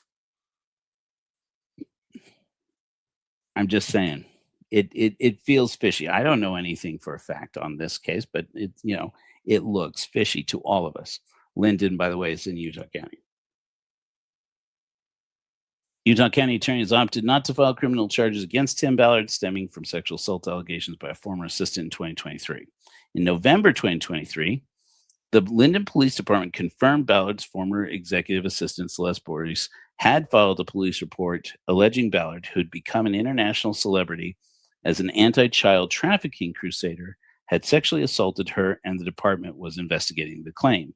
Ballard has denied any wrongdoing throughout. Again, as I've said many times before, everybody should be considered innocent until proven guilty, at least in the eyes of the law, and we should all honor that and respect that. The Utah County Attorney's Office, after reviewing the investigative material, opted this January not to file criminal charges, a spokesperson for the office told the Salt Lake Tribune. At this time, based upon the information submitted to our office, we have determined there is outside for a reasonable likelihood of success at trial, and we are declining the case, close quote. Christine Scott, chief of the Utah County Attorney's Major Crimes Unit, wrote in an email to Derek Clegg, the Linden police officer who investigated the case. By the way, in the incident report, Derek Clegg is the person, I believe, who compiled. His initials are included several times as DC in the record about how he got the warrant to have Tim Ballard come in and give a DNA sample. If my memory serves, and I have it, I could probably pull it up if it were important. He apparently brought Matt Cooper with him. I also brought his attorney, including an attorney whose name was DG, I believe his initials are included as DG, I believe is either there on behalf of Mark Eisenhut or is at least part of the firm with Mark Eisenhut. Curious thing keeps coming up, these names. To wit, chief of blah, blah, blah, blah, Mark Eisenhut, an attorney for Ballard, said that Ballard and his lawyers, quote, are grateful that the investigators took their role seriously and, after reviewing the evidence, confirmed. Whoa, I hate it when it jumps around like that. There is no basis to pursue any charges against Mr. Ballard. Mr. Ballard has worked tirelessly to rescue and help children and women worldwide, and has repeatedly and confidently confirmed that he has never sexually assaulted anyone. Boris' attorney, Alan Mortensen, said Boris is, quote, deeply disappointed with the county attorney's decision, but it is, quote, not a finding that the results did not occur, close quote. I think that's pretty key. Tim Ballard does a lot of, I'm just gonna use some plain vernacular here. Tim Ballard does a lot of shit talking about Alan Mortensen, but Alan Mortensen's a good attorney, and he's on the case. They're still working on this. He is still, by the way, working on Kelly Suarez's case, who is in prison in Colombia again. Under circumstances that I think, frankly, all of us find suspicious. I know for a fact Cara Burrell does. If you watch the Timmy or listen to the Timmy Did What podcast, you know that. Ryan Fisher, the same. Pretty much all the podcasters, everybody covering the Tim Ballard cases agrees. The more you look into Kelly Suarez, the more it looks like she's innocent, and that Tim Ballard appears to have gotten a conviction for her in her case by some means. I don't want to say what they are. I don't know what they are, but it appears to me to be a miscarriage of justice. And I am not an attorney and certainly not an expert in Colombian law, But I can tell you this: it's no fun in a women's prison in Colombia, and I think this woman is innocent. It's my opinion. Alan Mortensen, by the way, and Alan Mortensen is still fighting for that woman who was, had brought him on as her attorney. In that case, where Mark Eisenhut eventually ended up arguing that Tim Ballard, did not defame her in the movie Sound of Freedom because he had nothing to do with the film at all, and the film's not even about him. That's the attorney you're hearing about right now. It was handsome, very competent, very smart, probably a very righteous man, righteous son of God. In any event, and allegedly the father of Tim Ballard, of one of Tim Ballard's his son's companions, in the mission field. I don't know. I don't know what I know. I don't know what I don't know.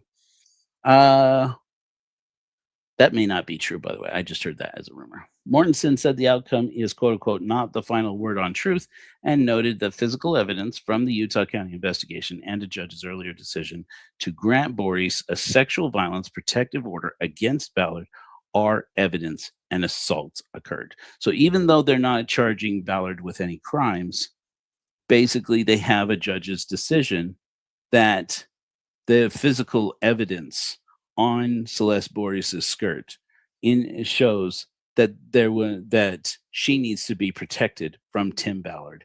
And if she says that he raped her, well, then, whether or not that's the official decision on the matter, the decision is some kind of sexual assault that occurred. Guilty parties, has to be decided in a court of law. But and it does. I agree with that. But to this point, that is the decision. That's Tim Ballard's DNA on there. Let's go and move on from this. Look. And let's watch a little bit of Tim Ballard crashing out. Tim Ballard has been crashing out for years now. I just want to show you a little bit from his Instagram account and why this brought me back to a name I haven't said so far. Two names I haven't said so far that keep coming up because of the timing of this, of these events that seem entirely unrelated. I'm just telling you that right off the top of my off the top of this part. This is my personal, what's the word? This is my personal crash out on Tim Ballard's crash out. Starting in the war in Ukraine, and they're not looking to rescue 15, 16, 17-year-olds, though those need to be rescued too. We're talking about 4-year-olds. We're talking about 5-year-olds. You accept this great honor. This is going to jump around a little bit. I didn't have time to edit any of these clips, but we're going to go back to that clip here for a minute. He posts like clips from Gladiator and stuff with there, like clips from The Chosen and stuff. Offered you. In North Dakota, snowing. He spoke with the North Dakota Young Republicans at the University of Mary. Great event. And we talked about a lot of things. We talked about Epstein. And I want to reiterate something, guys. Look, everyone needs to be exposed. Everyone needs to go down that was part of this. But do not let the elites use Epstein as a false sense of security. Okay. So I went back to covering Tim Ballard, which I had pretty much hoped I would never have to do again, because frankly, he does make me feel sick to my stomach a lot. And I had quite enjoyed my life without as much Tim Ballard in it. I had stopped covering Tim Ballard for a while now. And then Kara Burrell and Ryan Fisher. I've recently discovered I mispronounce Kara's name every time. Sorry, Nuance Hope. Kara and Ryan over Timmy Did What podcast revealed this piece of information that that apparently Tim Ballard did an interview with a pro-Israel radio show / podcast where he answered in a surprising way when they asked him about the Epstein files, right as the Epstein files dropped, which was just a couple months ago, if you can remember that. I mean, of course, there was the first batch in December, and then this was around in January. This is important. In January, we started getting the really some more of the really damning stuff in the Epstein files, and a lot of it was around Jeffrey Epstein's work with the Israeli government, with Bibi Netanyahu's government, and with Ehud Barak, who was the predecessor of one of the predecessors of Bibi Netanyahu. We've covered a little bit about this, how like Steve Bannon, again, close associate of Tim Ballard's and Donald Trump's and Alan Dershowitz. And well, I don't know about his closeness to Alan Dershowitz actually, but he would get jobs for people in Steve Bannon's circle over at Breitbart News and places like that. He could get jobs for people in Bibi Netanyahu's government at the drop of a hat by just sending off a text message to Jeffrey Epstein. That's how close all of this is integrated, and how much work Epstein was doing with advocating for Netanyahu and the Likud party over there. So, what does that have to do with Tim Ballard? Maybe nothing. But this keeps coming up in Tim Ballard's coverage as he does more and more work in Israel, and keeps touting his closeness to Donald Trump, keeps touting his closeness to all this other stuff. But then when he gets called out back in January, I believe it was, and they asked him about Epstein files, and he seemed almost defensive, in which he had said, and I don't have the clip ready, I apologize for that. I have all this other stuff ready, where he said he doesn't feel like people should give as much credence to the Epstein files, I'm paraphrasing, because he knows somebody who's named in the Epstein files. He actually knows a few people. We're establishing this, by the way, with the Epstein-Ballard matrix. Anybody remember that? He says that he knows Alan Dershowitz, and that's where I was taken aback. I didn't know. I hadn't seen this when Nuance Ho and Ryan Fisher released it to the world, and I looked and I said, "Hot shit!" But they just got the good news. They just got the big news. Tim Ballard apparently knows Alan Dershowitz. How does Tim Ballard know Alan Dershowitz? Now, so far, I have posited theories, and they are only theories, that it may be through Glenn Beck, because Glenn Beck has said for a while that he apparently thinks of Alan Dershowitz as basically a dry Mormon. I don't think he uses that in that name. He basically talks about him like he's a golden contact, like he's so Mormon in most of his ways that he might as well just get baptized, or we're just going to baptize him when he dies anyways. Again, this is me paraphrasing Glenn Beck, but he has said words to this effect, that he thinks Alan Dershowitz is basically Mormon. And then it came out in Virginia Giuffre's book, Nobody's Girl, or at least one edition of it, I believe, that Alan Dershowitz, according to Virginia Giuffre, was one of the people that Epstein trafficked her to when she was underage. And so, or when she was young in any event. And so, and so then this came up, and Tim Ballard did this thing that some people are still doing for Tim Ballard. Not all Mormons. I'm surprised, actually, how many Mormon content creators are actually abandoning him now. I thought Greg Manson would never give up Ballard, and he has. I thought that Ward Radio would never give him up, and they have, as far as I can tell.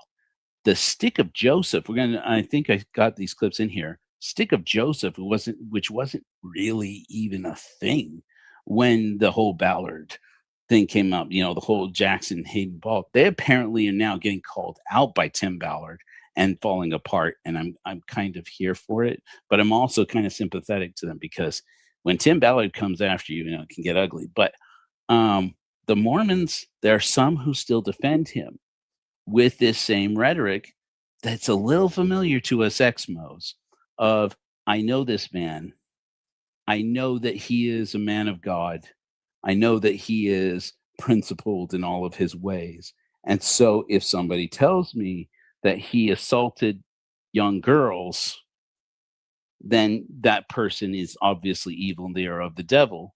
That is, every ex-Mormon knows this as the Joseph Smith defense.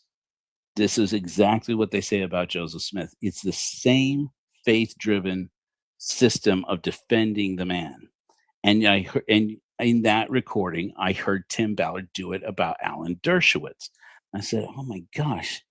He doesn't mention Donald Trump, but he must feel the same way about Donald Trump. He must feel the same way about all these other people. Again, they're all in it. They all should be considered, at least before the law, innocent until proven guilty. But come on, I mean, nobody's standing by them with this. I mean, practically. I mean, aside from Melania Trump suddenly crashing out in the middle of nowhere, going rogue with some statement about how she didn't know, she hardly even knew Epstein, and that, and apparently we still have yet to see all of the reasoning behind why she suddenly felt compelled to do that and not tell her husband about it. I guess we'll find out. Okay, because Epstein Island is not the worst Epstein Island. That's what kills me. Guys, dig deeper, look deeper. Don't let them use this. Watch Hidden War. Think the Lord is coming out in a couple weeks, Angel Studios, streaming. Because you're going to see Epstein Islands, okay, in Ecuador. Okay, so this is in March 5th of this year. This was, what is that, 6 days ago? 5-6 days ago, okay? We're going to go backwards in time, back towards February, around February 8th, which is when that first clip that I showed you took place, where Matt Cooper, at an event, I've now decided, apparently it is an event, after going through Tim's Instagram, I'm going to go ahead and say it appears, I don't know this for a fact, to be an event that happened in Washington, D.C. sometime around February 11th. It was posted on February 8th. It appears to be that they were setting up a booth for AIPAC at an event that occurred in around February 11th in Washington, D.C. Still haven't nailed down which one it is, what it is. I think we'll figure it out pretty quickly. Any of you are welcome to look it up for me and save me a little trouble here. But I'm not that interested. I'm interested, but not that interested. But AIPAC apparently was setting up a booth, and they decided to let for free these two people from Zweda, or from representing the Druze community, and Matt Cooper representing Tim Ballard Foundation, to use this booth to record videos and or, by the context of what they're saying, use it at the event to fundraise for Tim Ballard's efforts in Israel and Syria with the Druze community. But it's interesting that while this is going on, okay, the most recent outcome is, after all these comments, and you're going to see this as we go through some videos on his Instagram, you'll see a lot of comments, especially from women, saying, "Tim, once upon a time, I liked you. Once upon a time, I bought into the whole Sound of Freedom thing." They'll say, not mainly women, and then Meryl, going through his Instagram and saying, "How can you defend Epstein? How can you defend the people in the Epstein files?" And so now this is only the most recent of posts where he is making clear that he's not trying to defend people in the Epstein files, although from that moment, from that interview until this moment in time, now I have yet to hear him say the name Dershowitz. So how do you know Dershowitz? How does Tim Ballard know Alan Dershowitz?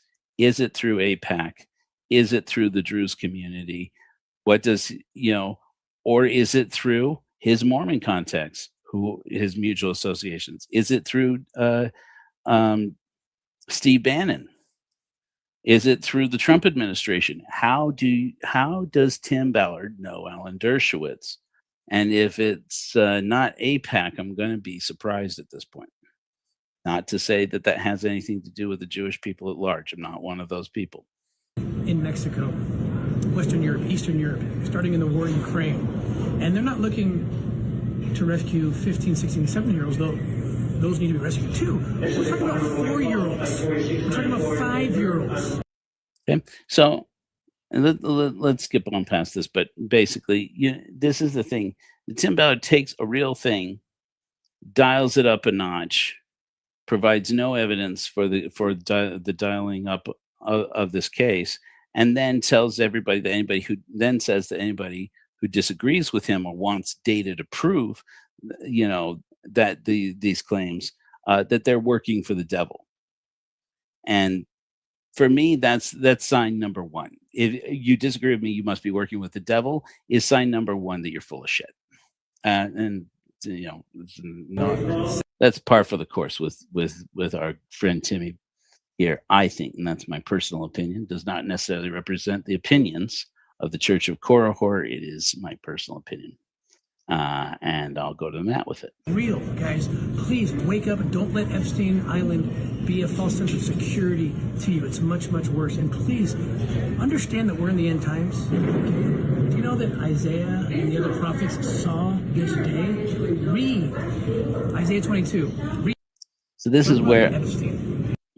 This is where things start to really piss me off. Beyond the fact that I feel that he is definitely, again, this is my feeling, he is definitely defending the Epstein people in the Epstein files. Still, he needs to call out Donald Trump and say, if Donald Trump is guilty of these things, then he needs to make a formal statement here and start preparing to cut a few ties of his own. And I understand that means facing up and speaking truth to powerful men. And Tim Ballard doesn't do that until he has to. But until it's in his, convenient to him, like in the case with the Mormon Church. Well, we're going to get a chance to look at that here. So we're going to skip ahead a little bit here. But it's very convenient to, everything Tim Ballard does is very convenient. And the thing that pissed me off is I had a conversation with someone today.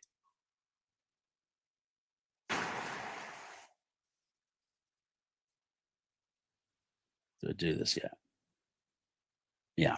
Okay. So we're going to go back in time through Tim Ballard's Instagram. And I'm going to say a name I haven't said yet in this. I haven't said in a while. And that name is Troy Abels. A couple of years ago, I did an episode of Underground, before it was Undergrounder, about how Pedro Flores, who is Simba in the movie Sound of Freedom, the little boy that Tim Ballard supposedly rescued on this island off the coast of Cartagena, that again, by the best evidence that anybody can see, appears to be the only people doing trafficking on that island in Cartagena, setting up a trafficking event where they were paying for sex with people from the island there, were Tim Ballard and Sean Reyes and their financier Paul Hutchinson, and who was played by Eduardo Verástegui in the movie Sound of Freedom. They didn't disrupt a trafficking ring. They basically created one. They created one for themselves. And is what it looks like by the appearance. Now, do I know that for a fact? I know what I see with my eyes, and what I hear with my ears, and the testimonies that come up, and so forth. And even now, nobody on that island that I know of has been found guilty of trafficking. And there's plenty of accusations going around from people who are experts in trafficking that the people what happened on that island off the coast of Cartagena, Colombia, was Tim Ballard creating a market for trafficking. That's the way people are saying it. That's their opinion, and that's the opinion including of some people who are experts in counter trafficking. And I want to reiterate something, guys. Look, everyone needs to be exposed. Everyone.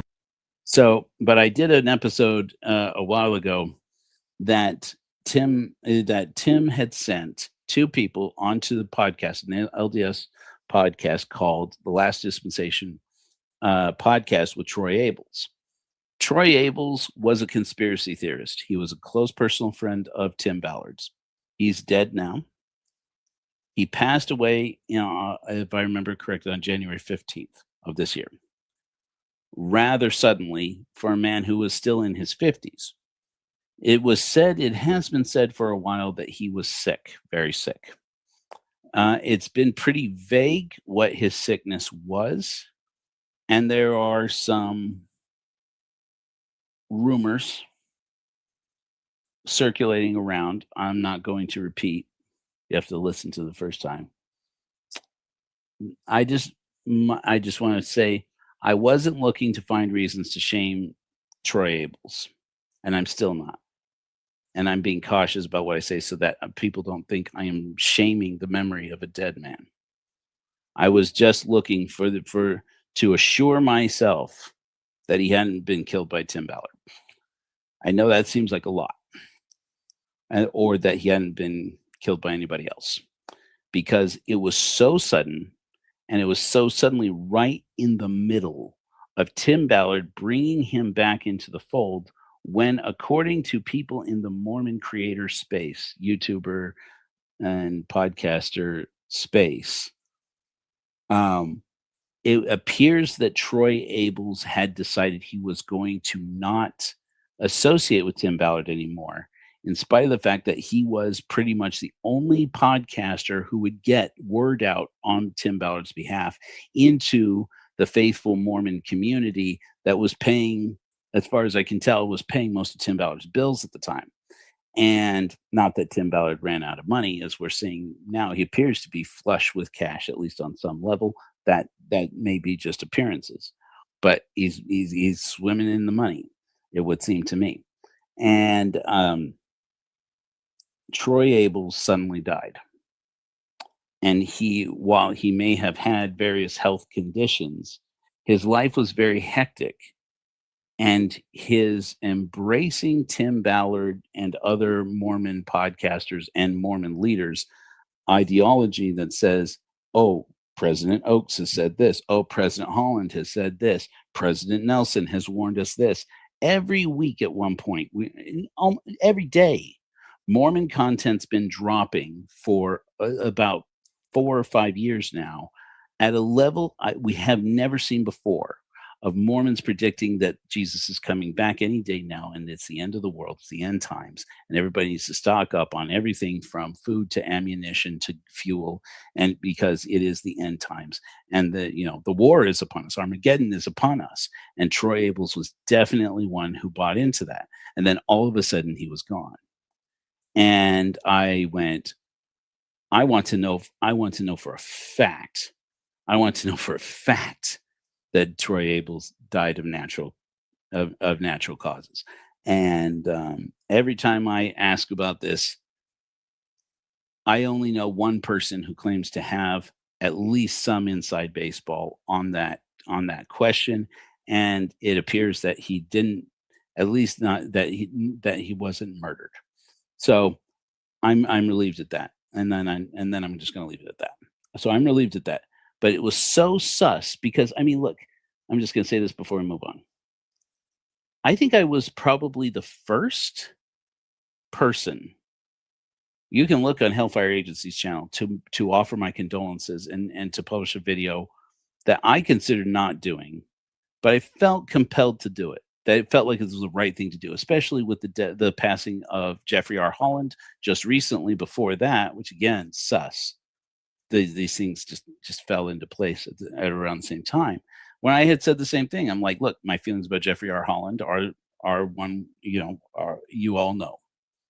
But for a short season, I am not going to say anything about the man at all in respect to his congregation and in respect to his family, who deserve our condolences. And I will say only this: he was a man, a human being who suffered like any one of us. And for his consciousness' sake, I'm glad that his suffering is over. And I effectively said the same thing about Troy Abels.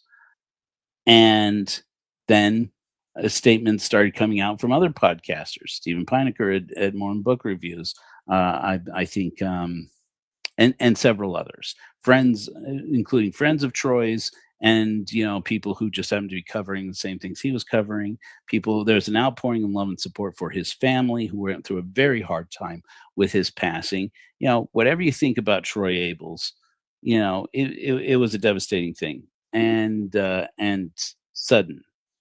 And then Tim Ballard started making mention of it, and it felt very hollow and opportunistic, because he was the one that that Troy was making content with, and it was content that Troy was really going out on a limb for, because Tim Ballard had basically decided to go against the Mormon Church and start accusing the Mormon Church of SRA, or satanic and sexual ritual abuse, and leaning into that full on. Now, did sexual ritual abuse happen in the Mormon Church? Does it happen now? Yes, I'm convinced it does.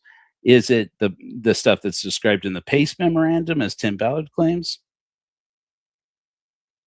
I don't know. Doubtful. But is Greg Bowen associated with it? Is David Levitt associated with it?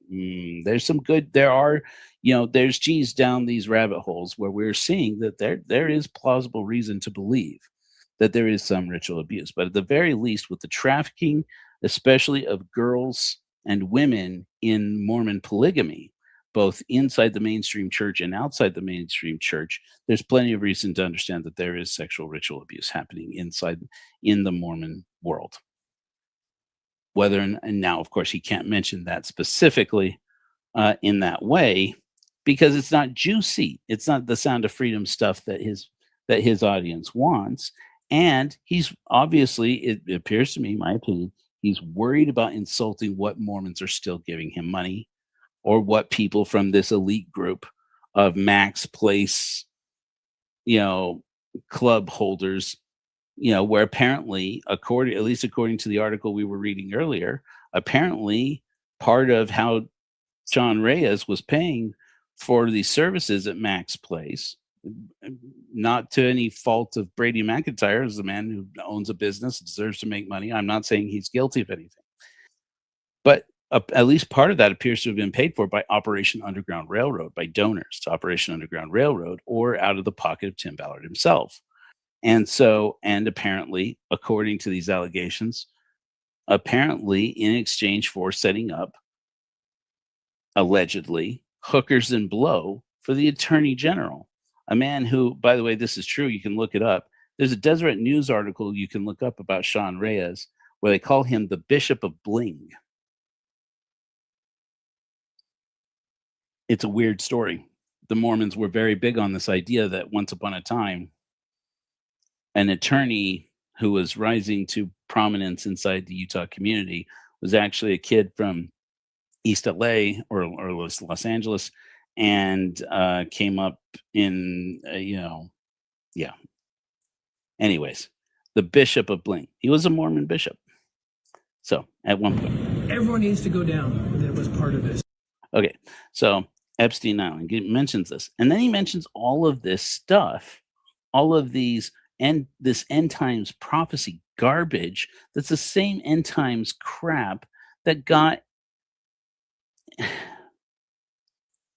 drove Troy into a very seriously bad time in his life.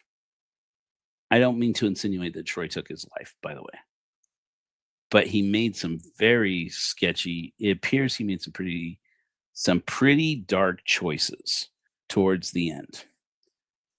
To the best of my knowledge, he did not take his own life.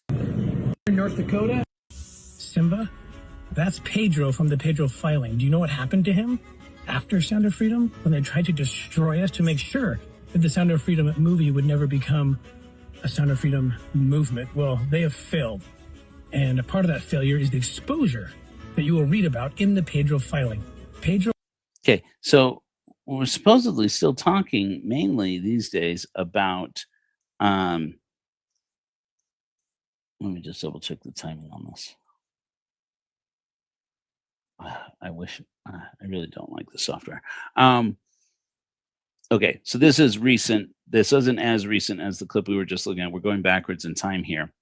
We're still apparently talking about Tim Ballard's work among the Druze people, because his work in Latin America is kind of floundering here. He's not doing so hot, as it turns out, in his case, in the work he's been doing in Argentina, the work he's been doing in Mexico, the work he's been doing in Colombia. His reputation is starting to catch up with him in all these different places, and it's starting to come around that this guy just is an opportunist who sells people on this religious narrative that feels frankly cult like, convinces all the conservative politicians in the area that this is going to be really good for your political campaigns. And then as soon as his story catches up with him, suddenly he has, oh, I have to be in Israel, I gotta go. And and nothing ever seems to catch up with him because he moves around. And that now he's talking about Pedro Flores again. Remember I said a minute ago, so Pedro Flores was the guy who was interviewed on Troy Abel's podcast when I was able to show I felt convincingly, back in 2024, when Hellfire Agency was new. I published an episode. I'm like, this guy, Troy Abels, just found out, and you can see the look on his face when he found out that Tim Ballard was a liar. Because this guy, Pedro Flores, went on Troy Abel's show, the Last Dispensation podcast, with Janet Russin, the infamous Mormon medium, Tim Ballard's psychic woman that supposedly could see Gardy Marty through the spirit, through the veil, where he was lost in Haiti/Dominican Republic. And it turns out that's not true. And when they discovered that wasn't true, that apparently is how Elizabeth Smart and her father, Ed Smart, decided, according to my interview with that I did with Jesse Stay around that same time, decided, and also, by the way, at the same time, you had the excellent reporting by Lynn Packer on the same subject, where they said it occurred to us that Tim Ballard had been lying the whole time. That same woman was there, an associate and a friend of Pedro Flores, there to act as his translator before people realized, apparently, especially Troy, that Pedro Flores speaks fucking English. And he's sitting there having a conversation with them, and his English, you can see and hear, he's catching up. He's pretty much catching everything that's going on in this conversation as she translates. It's kind of so interprets for him on the fly because she speaks Spanish. And Pedro Flores, the little boy who supposedly is Simba in the movie Sound of Freedom, the one that Tim Ballard's character defends from the traffickers by saying, no, you don't want this one, he's mine. That boy Simba, that is still working with the Tim Ballard Foundation, answers Troy Abel's question when Troy Abels asks him. He says, that day in Cartagena that we see in the movie, both in the movie, by the way, Sound of Freedom, and also in the movie The Abolitionists, the documentary The Abolitionists. We'll mention Greg Mullen and all that business. They don't have time for that. How long had you been in trafficking? Because in the movie, the kids were picked up and kidnapped by a woman supposedly given to be this Kelly Suarez, even though Mark Eisenhut on Tim Ballard's part has defended, saying she's got nothing to do with it, and because the story is complete fiction. But Tim Ballard, you don't hear him saying that way. I don't hear him saying it that way. Apparently, he went around posing as a talent scout and kidnapping children from these countries all over Latin America without anybody noticing that, without these parents noticing that their kids never came home after they went to audition for some kind of talent show or some kind of talent agency. And, and Pedro Flores looks at Troy Abels, who's very clearly believing the Sound of Freedom narrative and Tim Ballard's narrative, because Tim Ballard did tell that story on podcasts. There are shows, I forget the name of the show, but there's a show where he tells the story of Sound of Freedom exactly, to a T, exactly the way it happens as his personal story, that this was his story, that it happened the way it's depicted in the movie. And it was lies. It was lies and lies and lies. And Troy Abels looks at Pedro Flores right in his eyeballs as Pedro Flores says, just that day. And Troy says, I'm sorry, how long had you been trafficked? And he said, just that day, in Spanish. As a matter of fact, I think he even repeated it in English, if I remember correctly. It's been a while now. And you can see in Troy Abel's face as he realizes that changes everything. This boy, Pedro Flores, wasn't kidnapped in Honduras and taken to Colombia. He wasn't kidnapped in Mexico and then shipped in a shipping container, for, marketed as Wayfair products or something like that. None of that happened, man. That boy that boy, 17 years old, woke up in his bed in Cartagena that morning and went to a party. He said in interviews after the sting operation concluded that he's on the record as having said that he and his boyfriend wanted to go to the party because they had been told that they would get paid to drink and to eat and to party on this private island, which is something they wouldn't have ever been able to do, and then gone and well, I don't know about that satanic side. He would dress very effeminate, if that's what you're asking, when he was a teenager. That they went to this party, but that they were told they didn't have to have sex with anybody to get paid a lot of money for the time. I forget the exact amount in pesos that it was, but it was like hundreds of dollars, the equivalent of hundreds of dollars each, of apparently either Paul Hutchinson's money or other donors to Operation Underground Railroad money. And none of these people, most of whom were adults by the appearances of it, who could pass as younger people, including Kelly Suarez, who was like 20 at the time, and still maintains through her attorneys that she was told that if she could make herself pass as if she were underage, because her skin was so dark, that Paul Hutchinson, Pablo in the movie, would want to sleep with her, and she had hopes. She said back then that he would buy sex with her, who she was an adult, which is not illegal in Colombia. When prostitution is not illegal in Colombia, and that she would get to have sex with him. He would, and she hoped to make him either fall in love with her or at least start a kind of or a kind of sugar daddy relationship with her, so that she could get money from this guy who is a billionaire, a Mormon billionaire from Utah, and hopefully tell him, look, there's no reason for us to disrupt your life in the United States.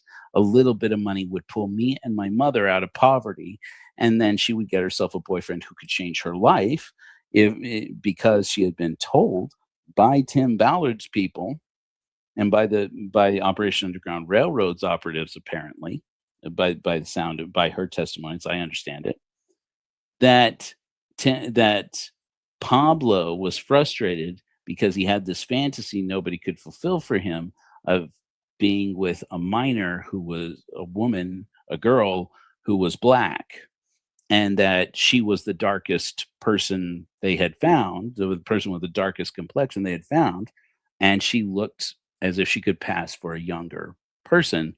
And so in the movie, you can see that she dresses herself up, and somebody posing as Kelly Suarez, and it may be Kelly, I don't know, contacted me on TikTok a couple of years ago. I still haven't verified that this is really her.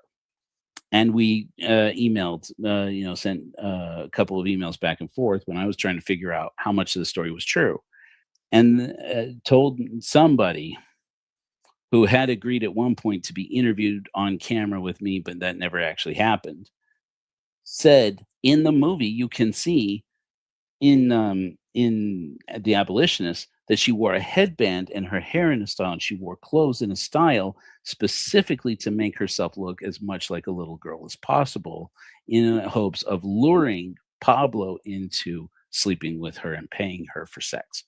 And whereas Pedro says from the beginning he and his boyfriend never intended to have sex with anybody on the island, and as far as he knew, pretty much everybody on that island apart from him were adults. And then as that all came apart, and then what did does appear to have happened is following that sting operation in Cartagena, is that they never actually successfully charged any of these people with trafficking, including Kelly Suarez, who in the end was basically charged with solicitation, with pimping. And for a comment that she had made, which she says was about herself, but then was interpreted as being, no, it's not about you. That's not a comment you made about yourself. There's a comment made about this other person. And for this comment, she got like 20 years in prison. And she still maintains, and it still seems to me plausible that she's telling the truth, that she wasn't talking about that girl. She was talking about herself. And then somebody else, and she didn't even know this girl that they claimed she was talking about. In any event, he's still making all of this into when Celeste Boris or Kira Lynch or any of these women make allegations against him, it's because they work for the other people. They work for the traffickers, or they work with the Prince of Darkness. They work for the evil one, because it's the end times, and that's why he's got to go to Syria to save Drew's people. A thing that, as far as I can tell, he's never actually done. Again, we still don't have any proof that he's actually done anything of actual value there. In any event, Florida is Simba. What happened in the aftermath of Son of Freedom? Do you see that little boy there? Let me show this again. You see that little boy in that clip? That's supposedly this 17-year-old Pedro. It's not the worst Epstein Island. Okay, one worse than that. You saw the Son of Freedom, that island. Remember the little boy, Simba? That's Pedro from the Pedro filing. Do you know? That boy is 17 years old.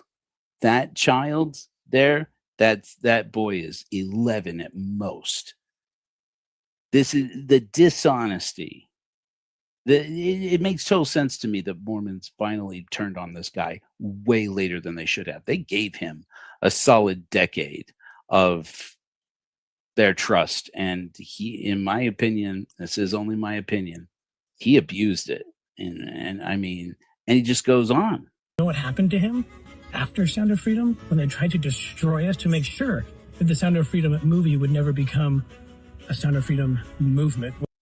Just a recap on this, and he'll mention it here. As a matter of fact, let's skip past this part. Take my word for it. He then basically goes on to basically accuse Disney of trying to kill the movie Sound of Freedom, because they're working with the devil. They're working with the traffickers. They're working for the evil ones. And it's because it's a struggle between good and evil. And that's why he's got to go to Syria and rescue people. What the fuck you want about now, Tim? It's infuriating. It's like, and by the way, once again, Pedro Flores didn't say that. Now there's another clip apparently since then. Pedro Flores has said something else. I haven't watched that one yet. I'm telling you, when Troy Abels, I saw the light in his eyes go out. Not literally go out. I saw in his eyes in that interview that he had lost trust in Tim Ballard. That was the moment where I went, there. The house of cards is gonna come down. And then a statement was signed by Pedro Flores attesting.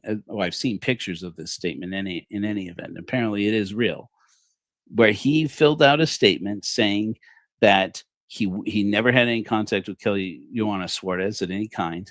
That he did attend an event where he was promised that he could get paid to dance, but he wouldn't be required to have sex with anybody. But that if he was willing to have sex with the gringos, with the Americans, that he would get paid extra. That he and his boyfriend had shown up to the party and on the island with no intention whatsoever of having sex with anybody, because it was enough money to make it worth their while just to go and dance. And if these Americans wanted to dance and pretend like they were young again, they didn't see any problem with that.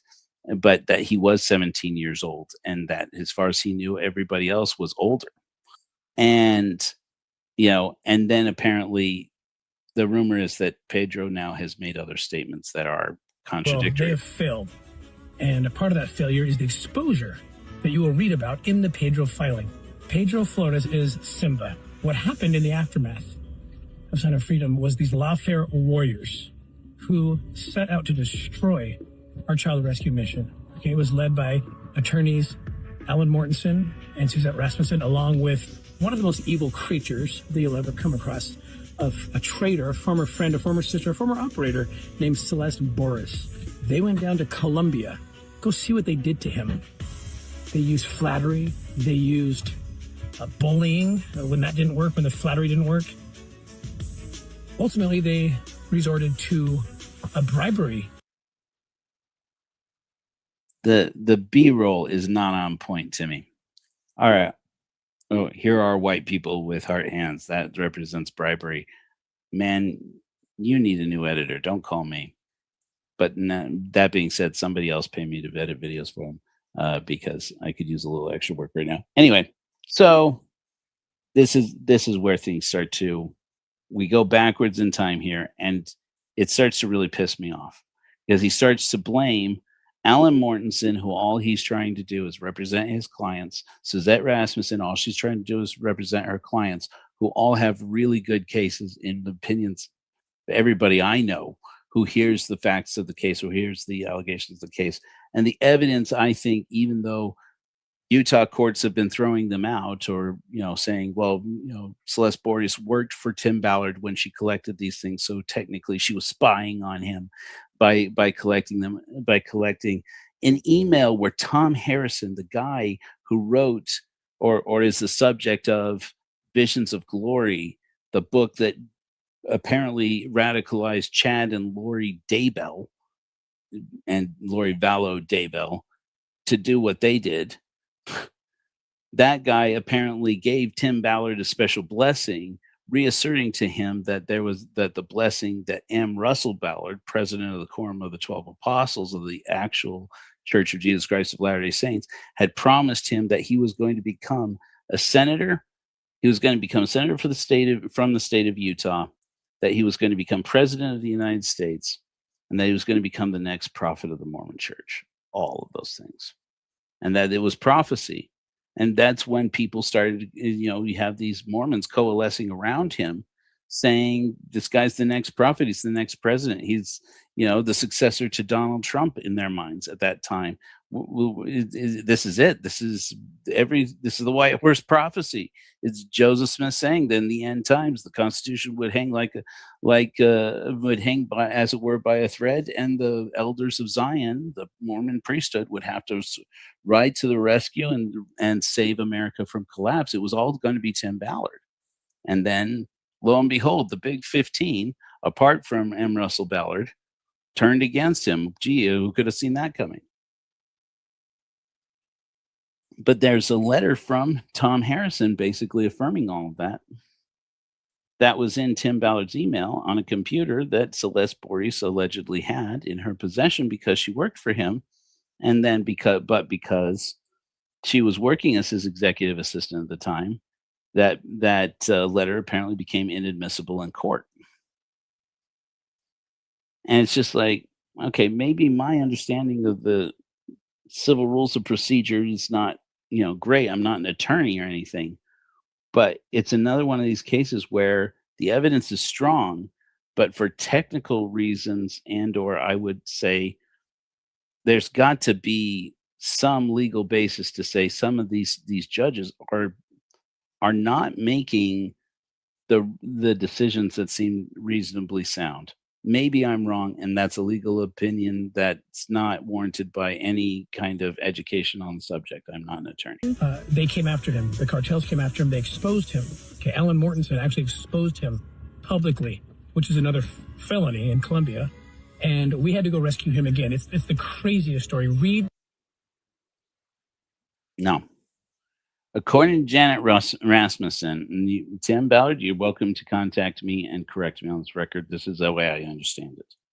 According to Janet Rasmussen, she had talked to, Tim Ballard had talked to both her and to Pedro Flores when Pedro agreed to go on the Last Dispensation podcast and defend Tim. And he, on that podcast, went on there talking about his organization, Tejiendo Sueños, which is which in Spanish means weaving dreams.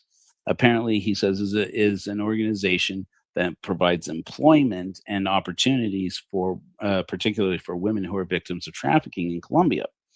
And he went on there to promote Tejiendo Sueños with Janet Russin and on Troy Abel's podcast as three. I think all three of those people. I think he is also Mormon now, Pedro. Basically, three Mormons talking about. I may be wrong about Pedro's having converted to Mormonism, but I'm pretty sure he did. Three Mormons talking, to a Mormon audience about how good Tim Ballard was and about how Operation Underground Railroad is so marvelous and how Sound of Freedom is true, and defending Tim Ballard. And in defending Tim Ballard, happened to mention, yeah, I woke up in my bed that morning. I'd never been trafficked a day in my life, but he said it was very traumatic as he was being as he realized that he was being trafficked. And they said, and he's like, okay, what was that moment? Troy's asking him, what was that moment? And he said, yeah, when we were being paraded in front of the Americans, and then I realized that it was like a meat market. It was like a show. And I felt very objectified, and I've had to be in therapy ever since. And Tim Ballard has helped me with that. Is the way it was. I don't remember the exact way he phrased it, but the way he leaves it and the way that I walked away with it was Tim Ballard basically paid for, and or OUR or somebody connected to Tim Ballard has been paying for him to go to therapy. He said for a decade, ever since that moment, that he was made to feel as if he was objectified, made to feel as if he was being, presented for, and in that moment he felt like he was being trafficked. By whom? By Tim Ballard and Sean Reyes and their operatives at Operation Underground Railroad, by the way he described it. I'm not an attorney, but you can watch the interview. I think Troy Abels still has it up, even though at one point Troy Abels started to post shorts and videos on his channel on YouTube, the Last Dispensation podcast, saying, you guys need to stop trying to contact me, telling me to stop doing projects with Tim Ballard. He's my friend. I'm going to stand with him. And right now he's being attacked by these women who are trying to shut down his anti-trafficking work. I'm going to stand by him. I'm going to be his man to the end. This is the end times, blah, blah, blah, blah, blah. He bought into the whole narrative. And then one day to the next, I got a text message. I'm going to say this again. Steve and I, we feed each other. Steve Pinecker at Mormon Book Reviews sent me a text and said, Troy Abels just took Last Dispensation down. And I said, what do you mean down? And he said, look, I went to the podcast, and sure enough, every video was gone. And I went, shit, what happened? And he's like, I don't know. I'm like, Steve, because he was closer, he had more inroads to Troy than I did. I tried to contact Janet Russin. I tried to contact Troy Abels. I sent messages saying, look, I know that you don't consider me a friend, and I'm covering the Tim Ballard thing. But if you're distancing yourself from Tim Ballard, I want the interview. I want to talk to you. I will be nice to you. I will be generous to you. I will be respectful. I won't say one anti-Mormon thing. I will be your best friend, buddy. I want that interview. I want to know what was the straw that broke the camel's back, and I got nothing. I don't expect it. And I shouldn't have expected otherwise, frankly. It was a Hail Mary pass, if you will. But every once in a while I do those, and I get it. I get results. But my understanding is, to this day, nobody got the conclusive word from Troy Abels on what motivated him to take his whole podcast down. But the Tim Ballard stuff didn't come back for a while. And then Tim Ballard started to reemerge after the time period was elapsing where he could be readmitted to the Mormon Church after his excommunication.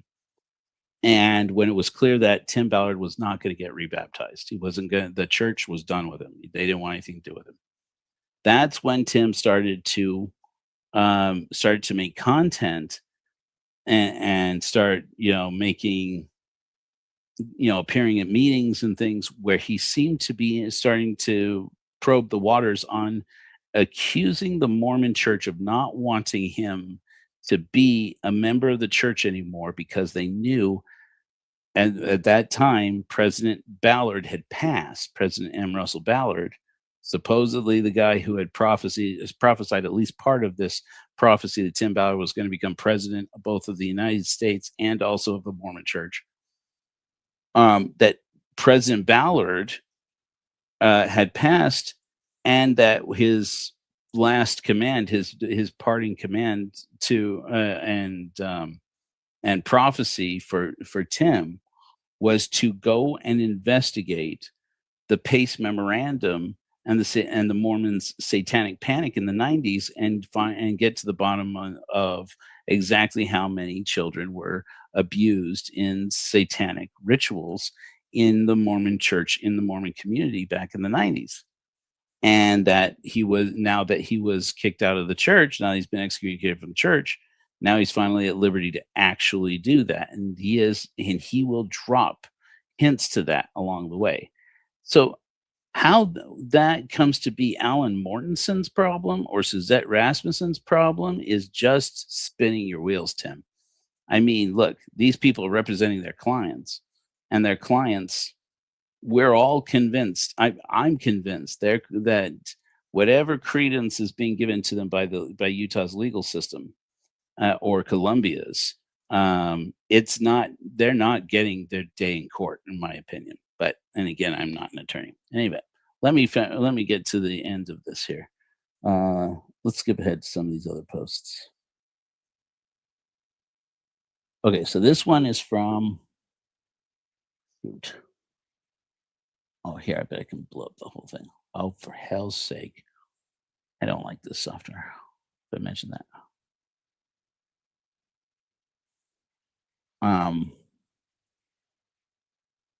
Well, anyways, this is like going back to like March, etc.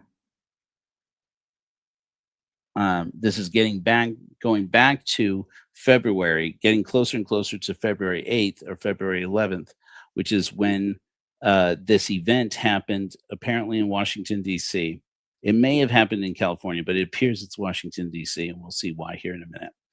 And where at an AIPAC booth, Matt Cooper and Tim Ballard's associates from the Druze community were presenting in such a way that it looks like Matt Cooper is being set up so that he can speak on behalf of the Tim Ballard Foundation as an official representative. If you want to get the whole context of what this Operation Millstone is all about, yes, the Jewish people are part of it because the same people who tried to destroy my mission have also been complicit in letting their defamation hurt the Jewish people. Anyway, I told you yesterday that I was going to do another tribute to Troy Abels, who, unlike the dishonest podcasters who defamed me, Eric Mustos, Greg Mattson, and others, Troy Abels did his homework. You know, it's funny.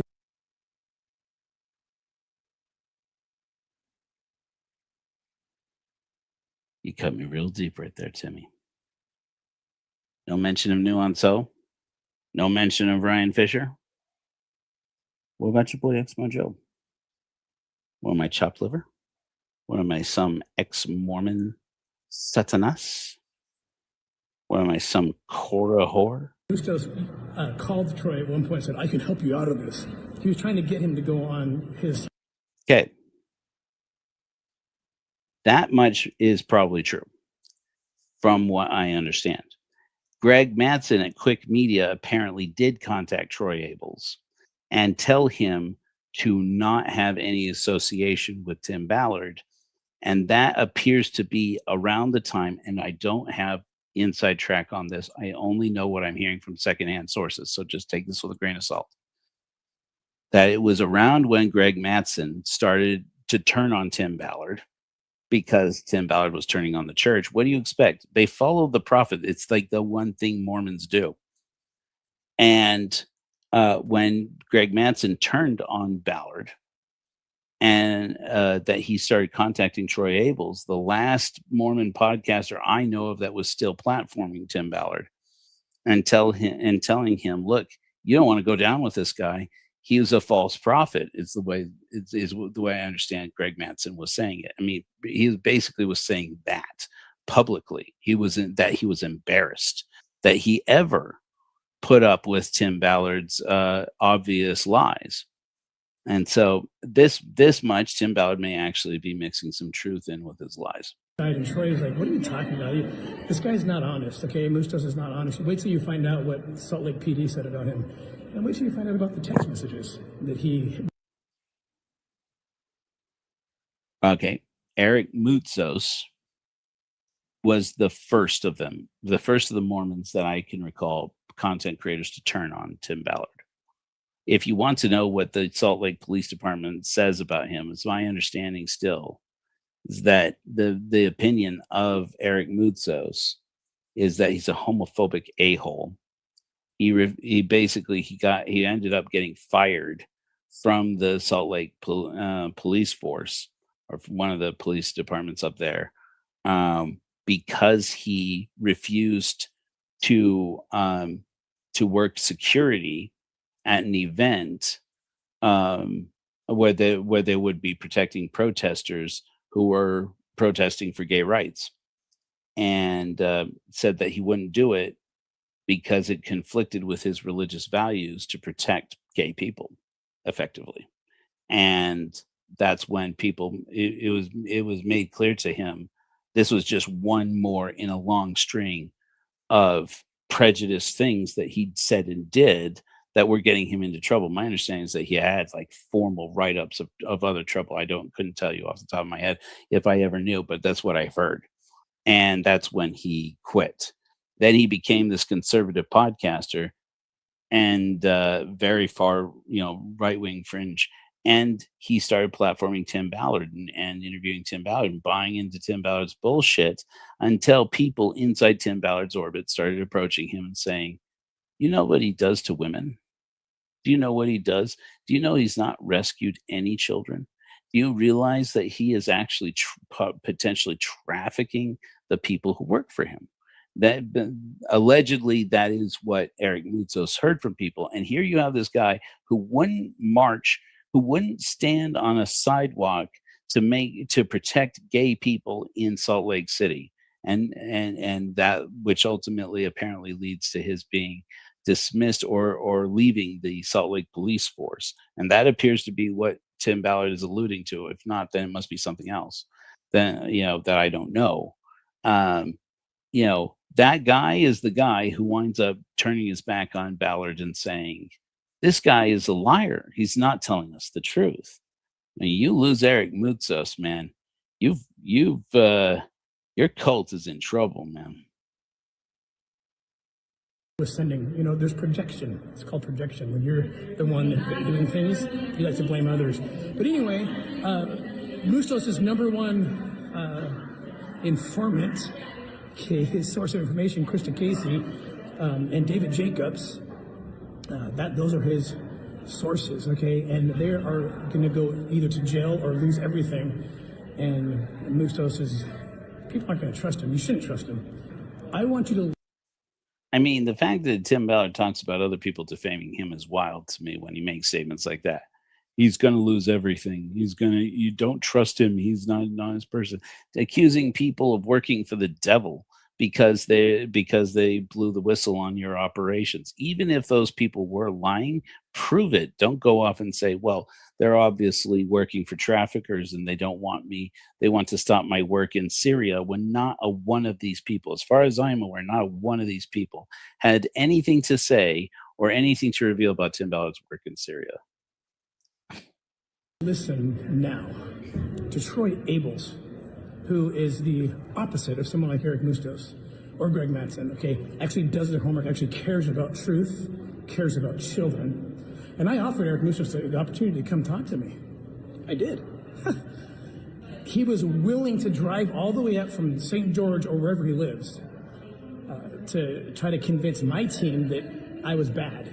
And then when my team said, why don't you come talk to Tim? Be Matthew 18 compliant. Refused the offer. What does that tell you about his integrity, his honor? That he was trying to avoid the appearance of evil. Tim, you were Mormon long enough to know this, man. Okay. As far as I know, so at least a percentage of that, something of that is true. But as far as it being some coordinated effort in in trying to expose him because they want trafficking to continue, you're going to have to come up with a lot better claims than that. Frankly, it just astounds me that there isn't a federal case or some kind of case that's that makes it out of the state of Utah and maybe gets a better chance at getting a fair hearing. That accuses Tim Ballard of some kind of either defamation or some kind of about lying about these people. I mean, he is saying some pretty strong things with the confidence of a man who has seen pretty much every lawsuit against him either dropped because the person ran out of money to continue to pay lawyers, or as I understand it, or a case that got thrown out of a court case by a Utah judge in a way that left everybody I know of wagging our heads going, are you kidding me? Maybe we're just not attorneys and we don't understand how the law works, but you see things these things happen here that just don't seem. It seems like a Utah thing. Honesty, but this is his great informant. His source is Krista Casey. Listen to the breakdown that Troy Abels gave. Here it goes. So listen to the whole story. It's very accurate. It's Matthew 18 compliant, and it tells you who Krista Casey is, and by extension tells you who David Jacobs is, and Eric Bustos is, and everybody else who just goes along with whatever story makes them popular, as opposed to just standing for truth, which matters, because this truth protects children and keeps them. Okay. So as a general rule of thumb, we're going to skip ahead because this is starting to get boring. It's a good rule of thumb. I mean, any call me out, tell me I'm wrong, especially any women out there. This may be a little bit toxic. I apologize. Any woman who's in the dating world will tell you that a man who is happy to tell you that all of his exes are crazy, you don't want to date. Okay? Honest people don't tell people, look in my eyes.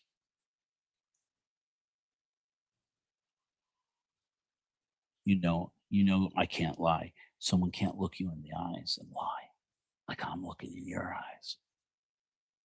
Someone look in your eyes and lie like this.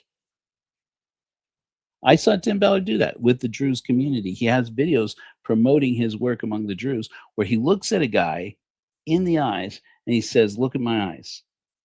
I have Druze eyes, he says. What does that even mean? I have Druze eyes. And he says, Druze cannot lie. That's Vulcans, Tim. What are you on about? And then he starts saying, that Messiah sent me. He tells people this. That Messiah sent me. He takes everything Mormon, repackages it with new vocabulary, with the vocabulary of this religious community, of this ethno-religious community, and he goes out there, and as long as those people see that the cameras are rolling, they roll with it. Oh, thank you so much. Thank God for you. And then he takes it out and he uses it to raise money. It's weird, click dude. Off this. It's because there's a lot to talk about. Welcome to the last dispensation. You're living in it. Troy Abels. Poor guy. Rest in reason, guy. Now, let me be very clear, brothers and sisters, from my heart. I love the gospel of Jesus Christ. I love the good things about it. I want 99.9% of my content to be about good, uplifting preparations for the Savior's arrival, covenant keeping, covenant making, everything that our Savior wants us to know, things that we're learning from the scriptures, all good things, what the leaders are saying. But there, unfortunately, we got to talk about Tim Ballard. Yeah, we're gonna skip ahead here, but you get the flavor of it. Okay, so let's get down to brass tacks. Okay, I guess this is the last post. Let me all the court documents, and I have the complaint. I have Pedro Flores's complaint, and we're gonna go through it. And some. Okay. In any event. Oh no, I remember. There's one more. I'm like, I know there was one more. Okay, there's one more clip. Stay with me, friends. We got one more.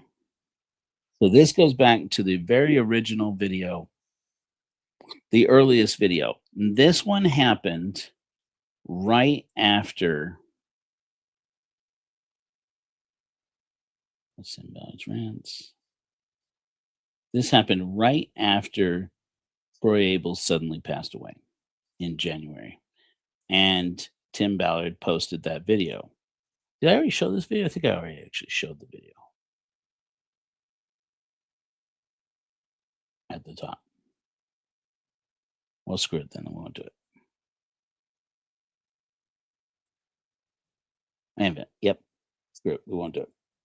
Anyway, but that was when Tim Ballard posted this video saying, I want to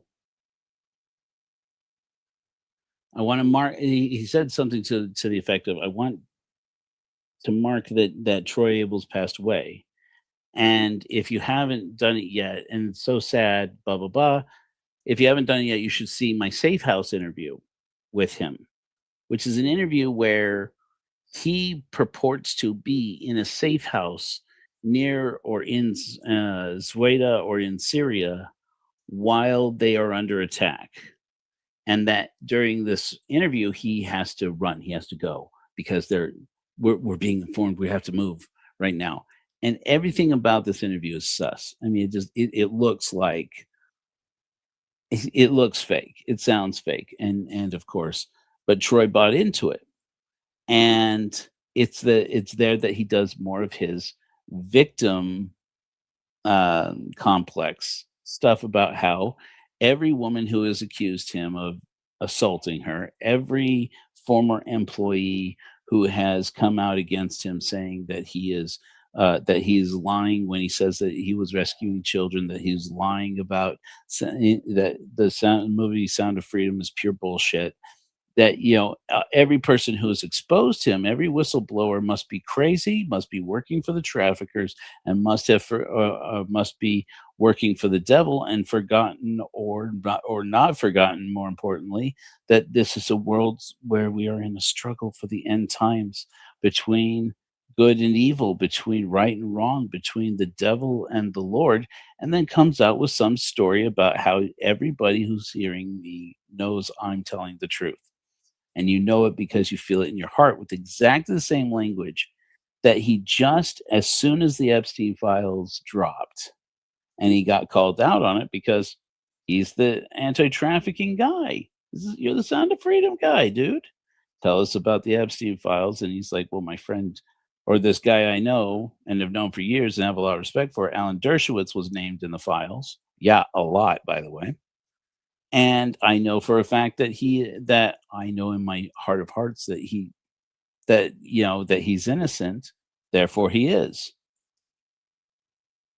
And we're supposed to not conclude from that he means for everybody to feel that way about him. Give me the Joseph Smith pass is basically where it comes down to.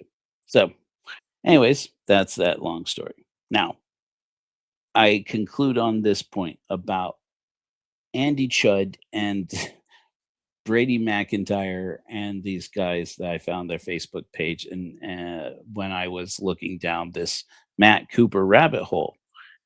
Is it just a coincidence, or is there something about these individuals that has connected Tim Ballard to AIPAC so that he can start raising money on a mass scale for his work?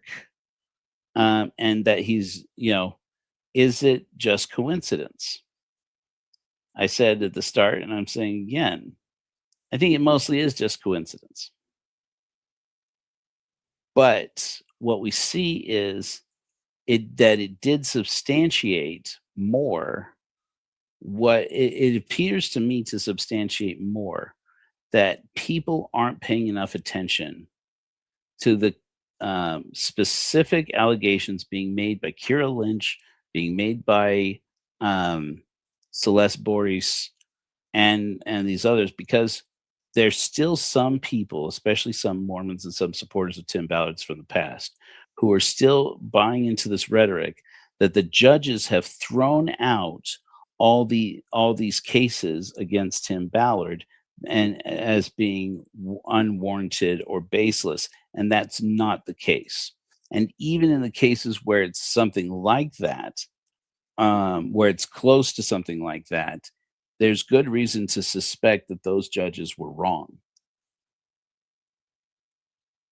Now, legally speaking, everyone's innocent until proven guilty, including Tim Ballard, and I never said otherwise. But, and again, I've named some people by name. I just wanted to be clear in stating, not only did I not say that those people were guilty of any kind of wrongdoing or any kind of crime, but I have now stated multiple times on this broadcast, I think they're probably totally innocent.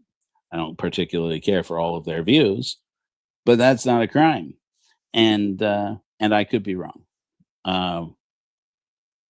But when somebody says, "Oh, can you believe that Celeste Boris tried to convince us all that Tim Ballard, tried to hook up Sean Reyes with hookers and blow in an exclusive penthouse in Salt Lake City? Can you believe that? Tim Ballard, Sean Reyes, members of the church." And when that's how it's treated, I just want to be clear so that we should all be informed on this. There is a skirt with Tim Ballard's baby gravy on it. His attorney, at least one of his attorneys has affirmed it is his baby gravy on it, and that it had to do with a sexual encounter with his assistant that was consensual in their arguments, that a judge decided was enough to conclude that Celeste Boris needed to be protected from Tim Ballard, specifically with a protection order meant to protect victims of sexual assault. And while that Utah County apparently is not going to charge him with a crime, and apparently Salt Lake County is not going to do it either.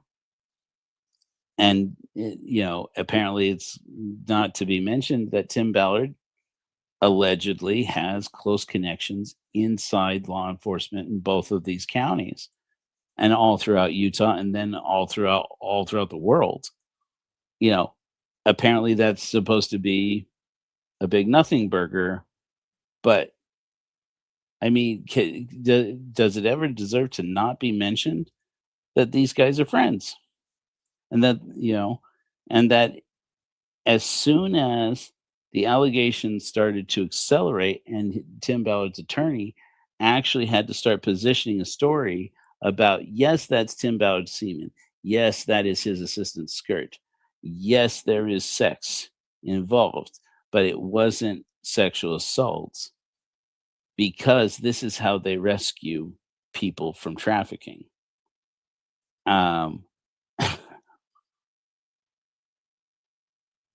That deserves to not be forgotten. Whatever's decided in a court of law, that deserves to not be forgotten. And we should always consider everybody to be innocent until proven guilty, which Tim Ballard probably is innocent. How crazy was that, though? So, for those of you who were here when the Adderall hit strong somewhere in the 2 hour and 15 minutes mark, blessings to you, because that probably was when it started to get really good. But those clips are freaky, right? You guys want to see a couple of weird things before we close up here? I'm just going to show you some weird things. It's just going to happen because it's my damn show, and I have so much more material I didn't show you. How about this one? Oink. Okay. Those of you who are able to look at it. Sorry, Lisa. I'll read it out loud in case Lisa's working. Quote, this is from the incident report with where Tim Ballard with the Utah County Sheriff's Office last year. Was this last year? Yeah, last year got a warrant to have Tim Ballard come in and give a DNA swab. And quote, I asked DG, that's one of Tim Ballard's lawyers. I forget his name. If Tim would like to make a statement on how his semen was and to get on Celeste's skirt. Police reports. I learned this the hard way. They're worse than doctor's notes. DG, again, that's Tim Ballard, one of Tim Ballard's attorneys, told me the semen got there through a consensual sexual encounter. DG said Tim and Celeste did have sexual encounters while on operations. Kitty Cat, you listen to this? DG said to Tim's recollection, these encounters took place in other countries. Okay, so not in Linden. So obviously it can't be sexual assault. I mean, international waters, right? That's not how it works, my guy. Okay, might mean that you have to appeal to a different jurisdiction, but that doesn't mean that there wasn't sex, and it doesn't mean that the sex was consensual. DG told me that at this time, Tim would not be giving an interview to law enforcement. Yeah, I bet. So there's one. I have a few more from this. Go ahead and bail on that. Pull up image file. Mhm.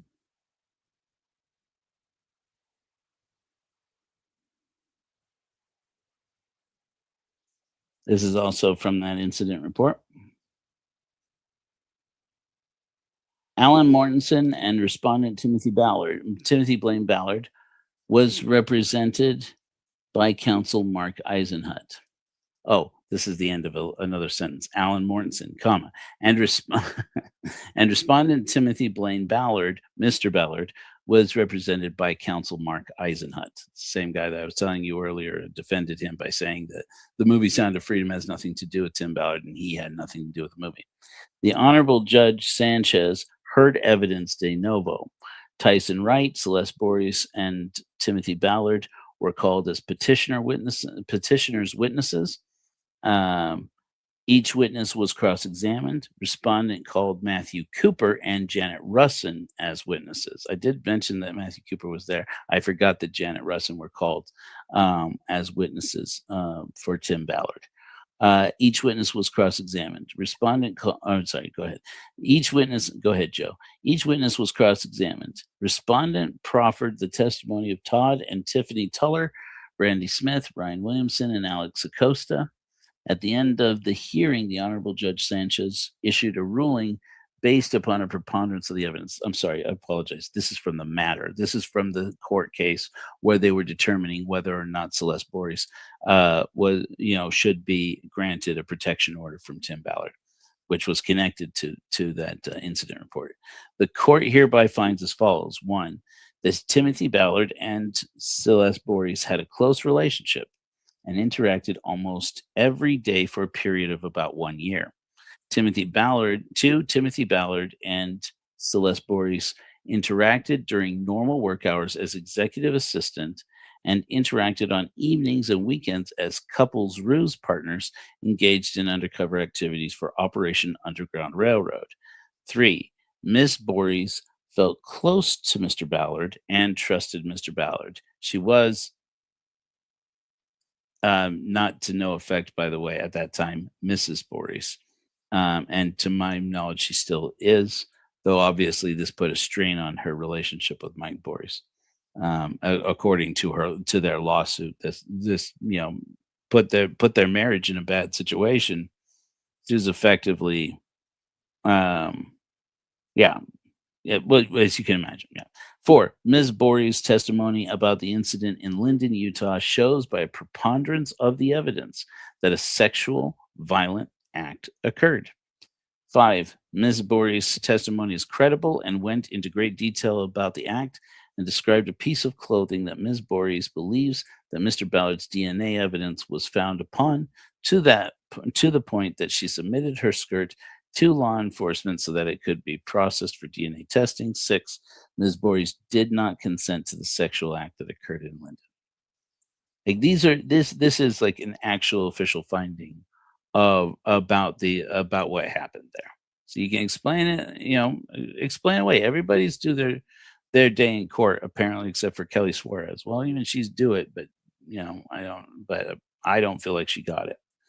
Personally, that's my personal opinion. I'm not an attorney, consultant attorney.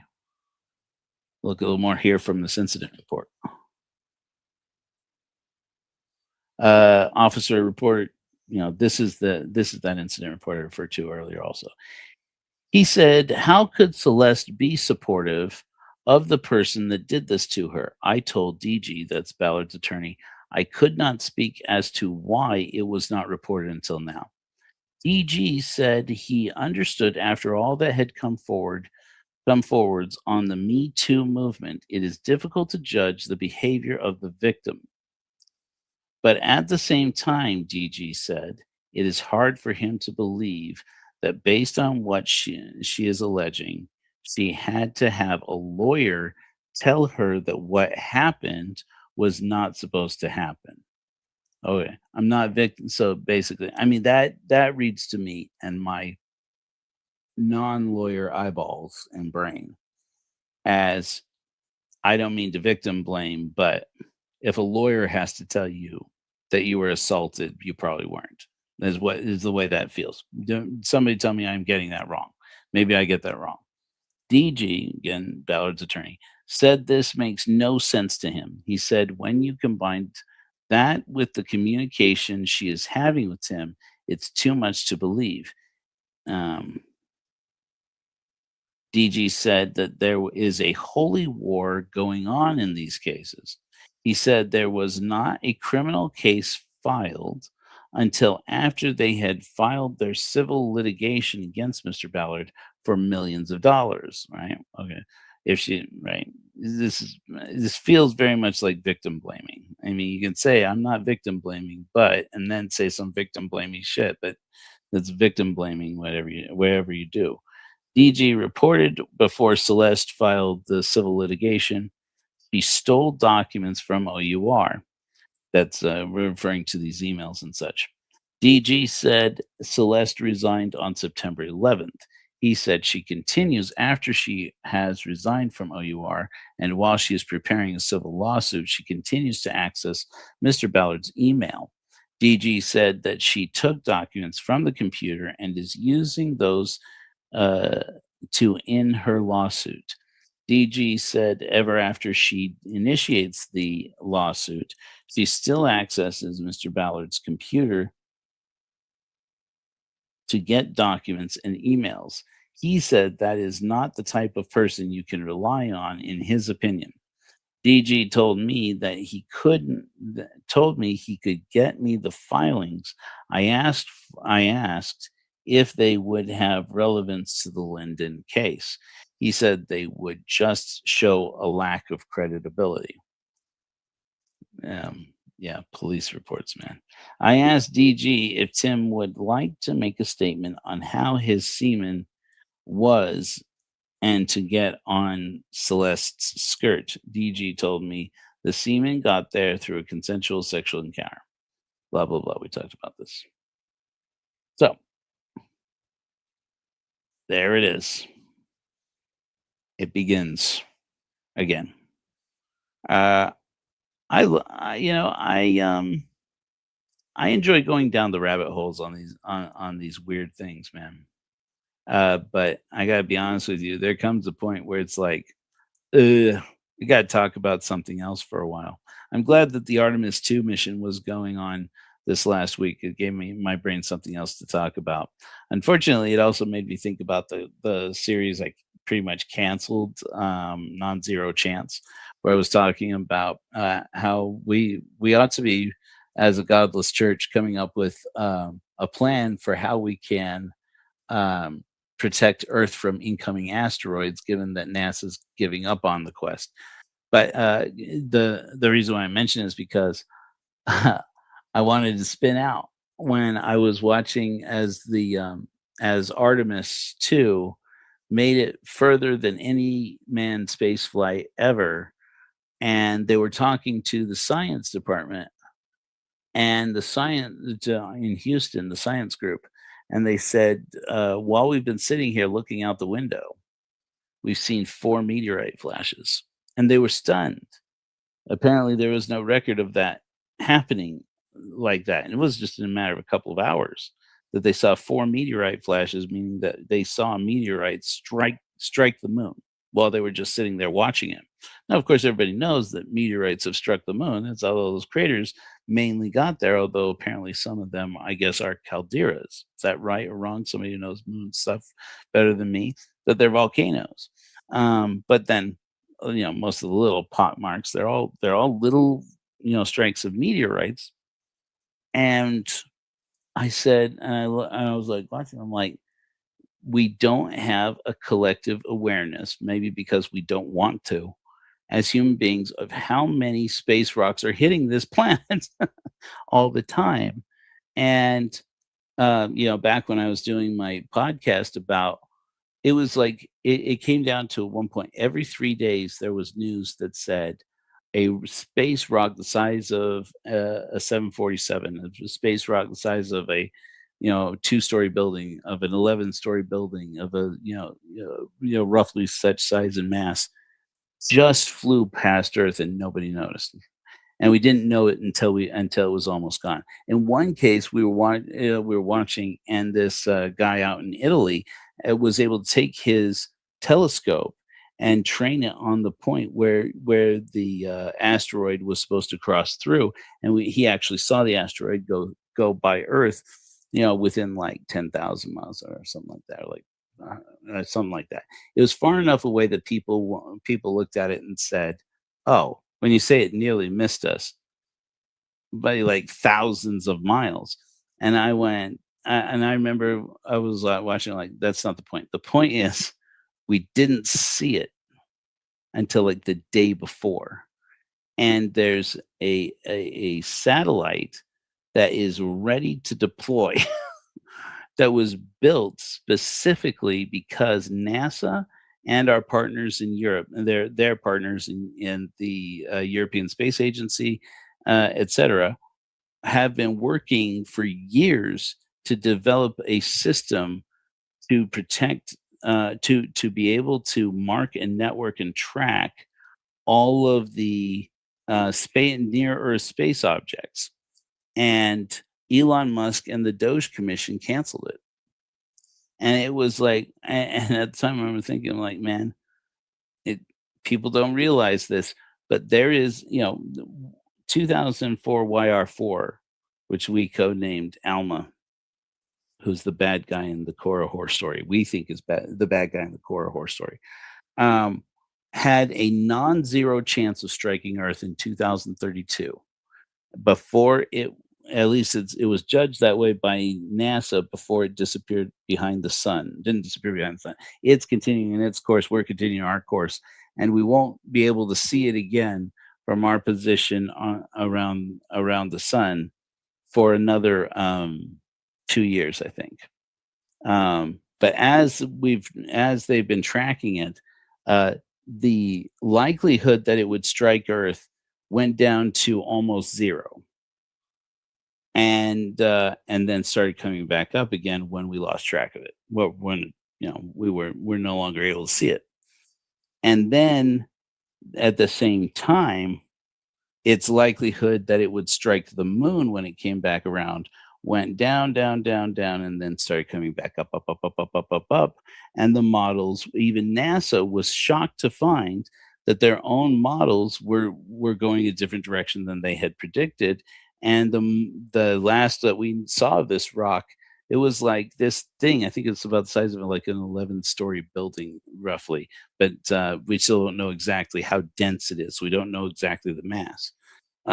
This huge building-sized rock is either going to strike our moon in 2032 or come very near to it, or it will strike the Earth. And if it strikes the Earth, they plotted out a course of exactly at the speed and trajectory that they were looking at, where it might land. And it basically was this straight line that went from Asia Minor across the Atlantic, down over northern Africa, down through the Atlantic, and then striking straight across through the Amazon, straight off to the coast, off the coast of Peru. And it was basically the strike zone that said pretty much anywhere in here that if it doesn't hit the moon and it doesn't near miss to the Earth, it might land anywhere in this course. And I went, freaking heck, man! Why isn't everybody talking about this? We have like 6 years to get ready for what happens if this rock, this enormous rock, could hit the Earth in a replay of the strike that killed the dinosaurs. It's like every government in the world should be up in arms about, why did NASA cancel the telescope that tells us that where these near Earth objects are? The best minds in the world have worked on this thing, and they canceled it. And I'm not convinced that it's not because Elon Musk doesn't have a rocket that can lift it to space. I'm telling you, I'm convinced of it. I could be wrong. But it's boy, I sure love that podcast, man. I love that series a lot better than I love talking about Tim Ballard's spunk, man. Don't get me wrong. Don't get me wrong, Timmy. I'll talk about your spunk every day if you want, man. We live in interesting times. Anyways, day after tomorrow, which is really now tomorrow, we will have another godless sermon. I've been preparing a pretty good one. I thought that last week's was pretty good, but then I remembered that it was Easter and that there was apparently a general conference, Mormon general conference. So our attendance was, I was grateful to everybody who showed up. I'll say this, but if you didn't get to see MAGA Massacre from last Sunday, it was a good one. There's a little bit fire and brimstone for me, but I do those. Even my fire and brimstone sermons are pretty good. This week, it'll be more upbeat, but it'll be. I'm convinced this one's going to be pretty good. I won't give you a preview of it now, but I'll be releasing details tomorrow night, which is later tonight. I love you guys' faces. Shall we have ourselves a closing hymn to send you guys off into the night, with something a little bit better than Tim Ballard and his bad habits? Let's have ourselves an oldie but a goodie. What do you say? We've been playing all the new ones, and that's largely because I love them. I don't know if you guys have favorites out there. Of course, for a while there, Lick My Cupcake was like the undisputed favorite. And then we started getting, I feel like we've only been getting better and better with all of them. I was thinking we could do a non-zero chance just for old time's sake. I don't want to do that. Makes it easy. So don't forget, we have a non-zero chance. Flash bright, my friends. From empty pews to reasoned thought, we'll defend our pale blue dot. If the danger's great, but the odds are small, we Cora horse will heed the call. True saviors, but not from sin. We have no hope but what's within. We were not born to be heroes. Our chance is small, but never zero. Non-zero chance, take to the sky. Against all odds, we will fly. Count us down, our last advance. This is our non-zero